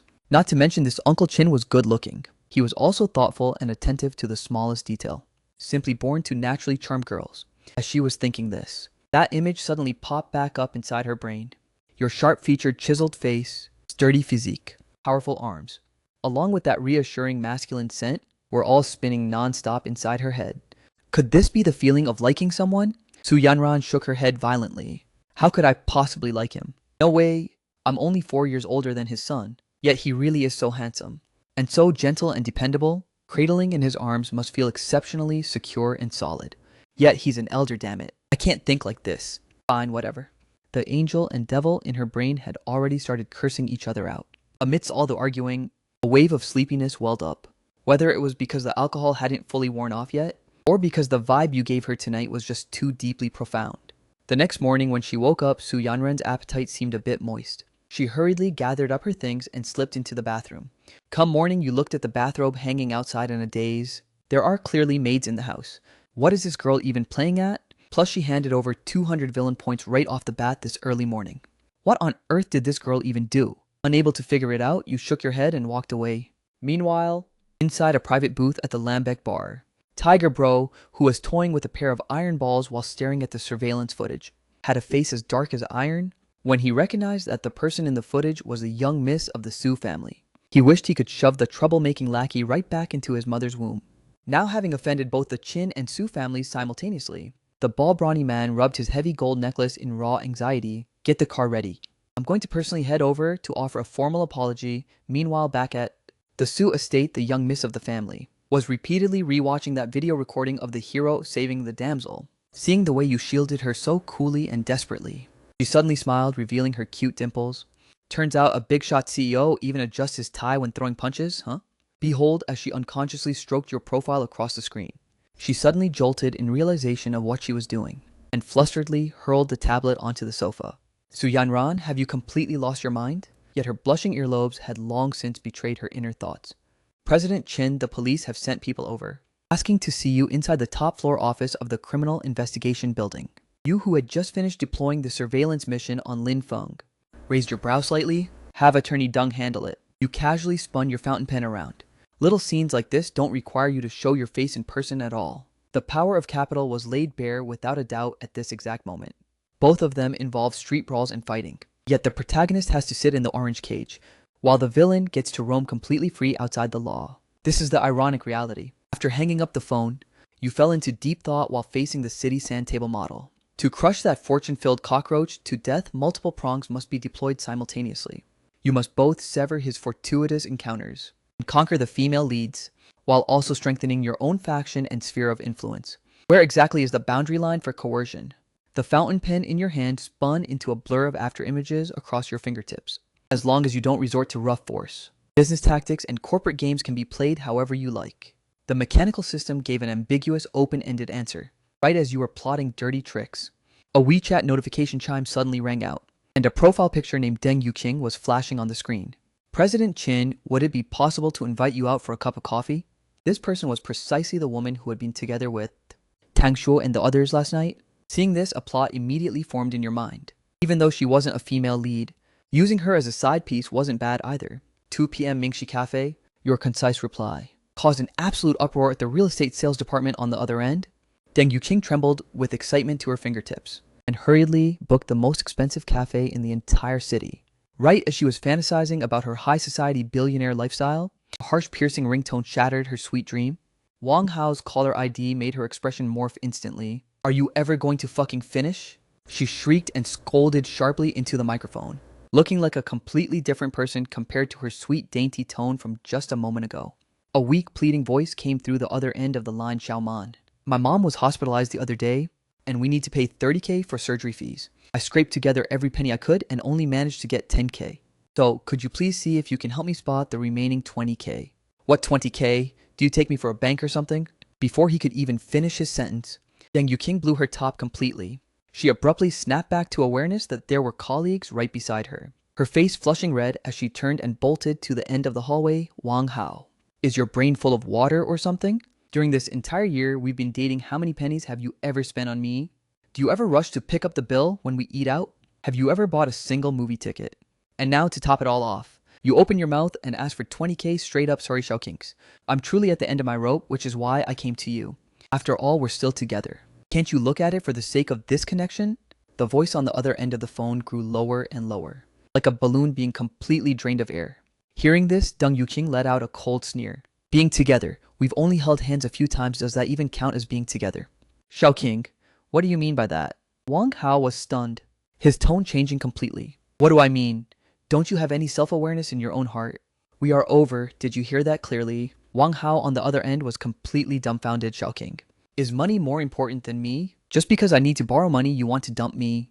That's right, money is important. I'm breaking things off with you precisely because I'm afraid you'll ask to borrow money. She grew angrier the more she spoke. This money of mine was earned by running my legs off selling houses, traded through wind and blistering sun. You say you want to borrow it and expect to just borrow it like that. With what you earn, writing those pathetic web novels every month? Barely 1,000 and something. What are you going to pay me back with? But my mom really can't hold on much longer. I don't care about your butts. Deng Yuqing took a deep breath, lowering her voice slightly. Wang Hao, you and I have no future anymore. I don't want to squeeze onto the subway and eat takeout every single day from now on, living in a trashy little shack that doesn't even have a balcony. This is not the life I want. The other end of the phone fell silent for a long time, before Wang Hao finally spoke slowly. Xiaoqing, are you dead set on breaking up? Deng Yuqing had actually wanted to break up for a long time, only fearing that it would hurt his self-esteem. She had planned to grow distant and wait for him to bring it up himself. Yet this guy buried his head in his little Mazda work every single day, living trapped inside his novel world, and completely failed to notice her alienation at all. Deng Yuqing closed her eyes, spit out the 2 words, "we're broken up," and immediately hung up the phone. She let out a long breath of air, the corners of her mouth curving upward involuntarily. Right, I still have to go to the cafe this afternoon to meet President Qin. Thinking of this, her mood instantly lit up brightly. Yet at this very moment, right outside the entrance of the downtown Central Hospital, a young man was slumped on the steps in front of the inpatient building. At this moment, he was gripping his phone so tightly his knuckles turned white. With only a single thought left echoing inside his brain, it's over. His mother had fallen ill and needed money. So he had scoured through every single relative he knew. Aside from a single ride or die bro who shoved 10K into his hands, everyone else completely ghosted and played dead. Relatives are so utterly unreliable. He had long since resigned himself to his fate, yet he never expected his girlfriend could be this cold-blooded and heartless. You clearly have money, yet you refuse to save my mom. Why, he roared in a low voice, his voice trembling all over. Deng Yuqing, you better remember this for me. The day I pull off a comeback and turn the tables, you will definitely regret what you did today. Right at this moment, his head suddenly felt heavy, and before he even had time to react, his vision went completely black, and his entire body collapsed straight down. Unknowing how much time had passed, Wang Hao slowly opened his eyes. To find himself lying on a hospital ward bed, he felt a bit dazed and disoriented. Yet, turning his head, he felt as though something had suddenly been added inside his head, just like an extra massive bookcase appearing in his brain, with the cabinet packed densely from top to bottom with novels. What on earth is going on here? Wang Hao was completely baffled. He casually pulled the very front book out from the cabinet. Flipping open to the first page, this is a world where Dookie reigns supreme. With no magic, only Dookie cultivated to its ultimate peak. Just this single sentence alone hooked Wang Hao right in, and he immediately read further down, 30 years east of the river, 30 years west of the river.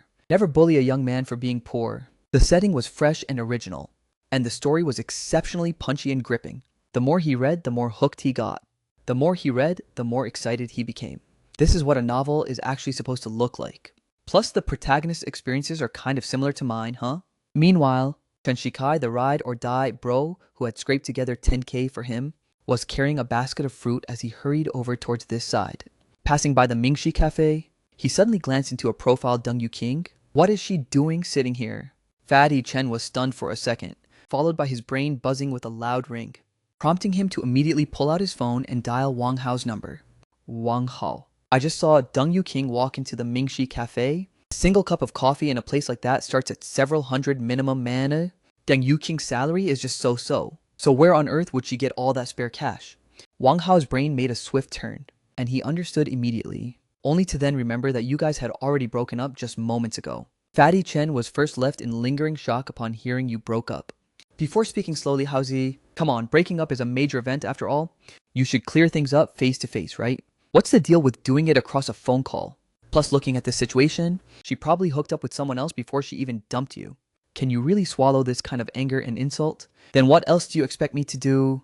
Wang Hao's voice shot right up instantly. Of course, he wasn't feeling good inside at all. Deng Yuqing was after all someone he used to like. If he could really let go just by saying the word, he wouldn't spend every day pondering about making her regret it once he struck it rich.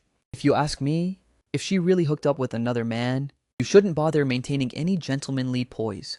When a showdown is needed, you gotta have a showdown. Even if it tears your face apart, you gotta go ask for a clear explanation in person. Wang Hao hesitated. If he really ran over to look for her to argue face to face, it would feel like lowering his status and losing too much face. Yet thinking of the crisp and decisive way she dumped him earlier, he gritted his teeth hard. You wait for me, I'm heading right over now. Meanwhile, at the Mingxi Cafe, you arrived at the entrance with Lao Li and 4 bodyguards in tow. Deng Yuqing caught sight of you at a glance, and immediately raised her hand to wave President Qin. Over here, you looked quite nice today, and dropped a line with a smile the moment you sat down. Deng Yuqing's mouth split wide open in joy, silently celebrating in her heart that her careful styling hadn't gone to waste. You really know how to flatter people, President Qin. Thank you, you didn't mind it. And cut straight to the chase. I don't like beating around the bush, so let's spell it out flatly. You and I only met for the first time yesterday. To call us familiar is a stretch. We aren't familiar at all. To call us friends, you can't really count as that either. To call us friends, you can't really count as that either. Under these kinds of circumstances, when you invited me out, it's either aiming at a business partnership or else wanting to take things a step closer and get intimate. Given your situation, you're definitely not here to talk shop about business. So the answer is obviously the latter one. Deng Yuqing was poked so directly by you that her entire face flushed beet red, stammering and sputtering without being able to string a complete sentence together. If you have something you want to express, feel free to spell it straight out, since I came here in the first place. I came aiming precisely at that meaning. Seeing this, Deng Yuqing finally mustered up her courage and spilled out her true intentions. President Qin, could you please give me a chance? She was terrified that if she didn't speak the honest truth right now, the opportunity would slip right through the cracks of her fingers. Hearing those words, you chuckled lightly. Daring to admit what you want is way stronger than those coy, wishy-washy gold diggers out there. Wanting to be with me is not a problem. But I have 3 rules. If you can agree to them, you can walk with me right now. First, starting from right now, you are not allowed to get close to any other men. Don't talk about dating. Even so-called confidant guy friends or bros are out of the question second. I won't marry you, nor will I stay faithful to just you alone third. From now on, only I can look for you. You are not allowed to proactively contact me. My meaning is very simple. That's all there is to it. You opened your mouth and laid it straight on the line, pumping all your thoughts out in one go. Of course, since you're walking this path accompanying me, I won't let you run around doing free labor for nothing either. When it comes to spending money, I won't be stingy or tight-fisted at all. Food, clothing, and daily expenses are all yours to pick and choose. Even if we split up someday down the line, I'll still fling a chunk of cash at you. That's plenty for you to live comfortably for a good while. If you don't believe it, you can go look for that friend of yours, named Chu Xiaoman, and ask around. Xiaoman has also talked things over with me before. Deng Yuqing was stunned for a second, yet shortly after she felt it was only natural. After all, who would proactively go around broadcasting a matter like this to outsiders? You have 2 minutes of time to consider this right now. And after 2 minutes, I want to hear a definitive answer from you. Pete President Chin, will you look down on me? Deng Yuqing bit down hard on her lower lip. Without giving a direct reply straight away, he knew clearly in his heart that looking the way she did right now, in other people's eyes, it was mostly losing face and looking cheap. Yet your answer caught her completely by surprise. I won't. People live to make themselves feel smooth and comfortable. There's nothing wrong with that. The so-called opinions outside you are nothing more than certain people lacking self-awareness. You're different. You look good and your figure is top tier too. So you have the capital to pick a better life. Why would I look down on you? Deng Yuqing almost thought she had misheard, as it was the first time someone talked about being someone's mistress, with such open and brazen casualness, as if it wasn't dirty or shameful at all. Do you think I have any need to make up nice lies to coax you into feeling happy? You glanced at her sideways, your tone carrying a hint of mockery. Coaxing women is something idle folks do. You Qingqian never engage in such boring shady pastimes. After about 20 minutes passed, you stood up to pay the bill and prepared to head out. Just as you stepped out of the shop doors, Deng Yuqing had already quietly looped her arm through yours, because she genuinely couldn't think of a single reason to refuse. President Qin, where are we heading next? Hearing those words, the corners of your mouth curved upward. We're going shopping for clothes first. The outfit you're wearing right now looks pretty nice too. Yet since you're going to stand by my side, just looking nice isn't nearly enough. The moment those words dropped, Deng Yuqing's heartbeat accelerated like a rapid drumbeat. Is this what it feels like to hook up with a wealthy man? A single sentence and he immediately swipes the black card.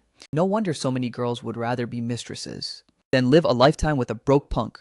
Remembering how Wang Hao would take her out for a bowl of spicy sour rice noodles and still pick street stalls priced under $10. Deng Yuqing felt a sour pang in her heart. Right at this moment, a sudden shout dragged her back to reality, followed closely by 2 dark figures rushing over from the street corner. Before the other party could even get close to you, they were instantly intercepted and blocked by the 2 men in black standing beside you. Deng Yuqing peered closely to look Wang Hao. What are you doing here? You're asking me why I'm here. Deng Yuqing, I seriously misjudged you. Wang Hao glared fiercely at you, his words dripping with venom and thorns. Beside him, Fatty Chen stared as you stepped down from the luxury car, his eyes practically bulging straight out at your grand style and swagger. You broke up with me just this morning, and by this afternoon, you're already hanging out with someone else. You really are such a pure, innocent maiden. Aren't you Deng Yuqing? She was so furious she wanted to snap back. Yet she still managed to suppress her emotions, wanting to explain the situation to you first. However, before she could even open her mouth, she was stopped by you raising a hand. I'll give you 5 minutes. After saying that, you didn't spare them another glance, and got back into the luxury car under the bodyguard's escort. Wang Hao and Fatty Chen had completely not expected you to react this way at all. Originally, the 2 of them came here to vent their anger and show off, just wanting to expose Deng Yuqing's shortcomings right in front of you, and make her look a fool. Yet you didn't pick up the conversation at all, not even blinking your eyelids extra times. Wang Hao, shouldn't you be properly taking care of your mom instead of running over here to meddle and cause a blind scene? Seeing you had already gotten into the car, Deng Yuqing hurriedly seized the opportunity to speak up. Hearing those words, Wang Hao's anger flared straight up instantly. Deng Yuqing, if you had met someone else after breaking up, I wouldn't have anything to say. Yet what on earth do you count as right now? Before we even officially split up, you started clinging onto a new man. Do you think acting like this is something honorable, huh? You used to not be this kind of person. Wang Hao's tone dropped lower, leaking a hint of disappointment. as his voice softened down as well. Even, those wealthy people never lack women around them. He's treating you well right now. But who knows, the moment he gets bored one day, he might just kick you away with a single sweep. What are you even chasing after? Even if I really do get dumped, it's still way better than wasting my life dragging it out with you. Deng Yuqing finally couldn't hold it in any longer and interrupted him directly. Wang Hao, stop lying to and deceiving yourself, would you? President Qin has looks, money, and real capability. What's wrong with being with him? Even if he doesn't want me in the future, that's still my own voluntary choice. It's still way better than spending a lifetime with you without even being able to eat a single decent meal. You want 20K to pay for your mom's medical treatment, right? Fine. I'll transfer it to you right now. After saying that, she fished out her phone, slid her finger across the screen, and 20K was instantly transferred into Wang Hao's account. Then she flashed the successful transfer interface right in front of Wang Hao's eyes with a sharp glare. This is a breakup fee, and it's coming from me. She said every single word distinctly and heavily, pointing her finger from herself over to Wang Hao. It's not very often you see a woman dumping money onto a man. From this moment on, we are completely square with zero entanglement left between us. And let's just leave it at that. After finishing those words, she didn't look back once and lifted her feet to walk straight toward your luxury car. Yet right at this moment, the system inside your head unexpectedly chimed out loud, ding, successfully snatched the protagonist's ex-girlfriend. The plot trajectory is starting to undergo changes. Gained 300 villain points. Villain points have reached the threshold standard for drawing a skill. Do you wish to execute a draw immediately? Hold off on the draw for now. You originally just intended to use Deng Yuqing as a side piece to solve the trouble over at Tang Shuo's side, and never expected to pull off other benefits casually on the side. That Wang Hao right there was obviously Deng Yuqing's ex-boyfriend. You saw through that with a single glance. Yet the system actually stated that you snatched the protagonist's ex-girlfriend successfully. In other words, Wang Hao is actually the protagonist in this story. Then the role you're currently wearing is a rich second-generation heir meant to be stepped on by the protagonist. System scan him for me. Watching Deng Yuqing walking over toward this side, you swiftly locked your peripheral vision onto Wang Hao. Scan complete. Name Wang Hao. Fortune value 72. Target's fortune luck is currently in an upward rising phase, making precise measurement of current values impossible. When you saw that 72-point fortune rating, you almost thought your eyes were playing tricks on you. Yet the moment that next line of text popped up below, you snapped right back to realization instantly. This guy probably just bound with the protagonist system, and his fate hasn't fully erupted yet, which is why he hasn't started staging his counterattack and comeback right now. The kicker is that there's more than one protagonist in this world. You let out a soft click of the tongue in your heart. Although the villain points nagged from this time weren't much, at the very least it still counts as getting a new clue line. Sorry about that, President Qin, for keeping you waiting. You glance over at Wang Hao, who was still standing frozen in place, and too lazy to bother with him anymore. Directly having Lao Li drive the car away. Was that guy standing over there your partner just now? Oh, my President Qin, we only ate meals together a few times in the past, watched a movie, and held hands at most. Listening to Deng Yuqing's non-stop explaining, you chuckled lightly. Don't panic. I was just asking casually, even if you guys really had something going on. I wouldn't take it to heart anyway. Let's go pick out a few outfits first. Deng Yuqing hurriedly nodded in agreement. A grassroots counterattacking protagonist like Wang Hao is way easier to deal with than those all-powerful cheat-using op types. So you aren't worried at all, Xiaoman. Have you talked things over with President Qin yet? Taking advantage of the brief window while you close your eyes to rest, Deng Yuqing quietly sent a message to her bestie.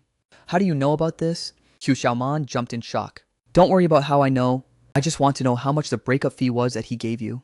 Fine, but you are strictly forbidden from telling anyone else. If you dare run your mouth and talk nonsense, we're cutting ties and never contacting each other again. I swear on my life I'll never tell a third person 1 million. Aside from gifting me a whole bunch of things, he also dumped a cool 1 million on me when we split up. Seeing the number 1 million, Deng Yuqing was completely dumbfounded. She had never imagined that rich people could throw money around this ruthlessly. Based on her current salary, she would have to work without eating or drinking for nearly 10 whole years. Seeing this figure, her heart finally settled down completely. After chatting a bit more casually with Qiu Xiaoman, she quickly put away her phone.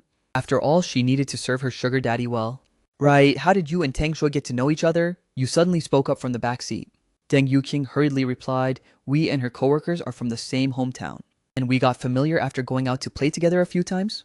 What do you do for a living now? And what kind of relationship do you have with Qiu Xiaoman? I run a small street stall business over in the downtown area, and Xiaoman and I were college classmates, whose relationship has always been pretty good, Deng Yuqing spoke openly and candidly. You nodded lightly and didn't ask any further, because according to common logic, when a protagonist rises to power, their ex-girlfriend is bound to become a stepping stone. This also means that this side piece, Deng Yuqing, will not only play a role against Lin Feng, who knows, she might even conveniently bring this number 2 protagonist down along with him as well. Thank you for your constant companionship all this time.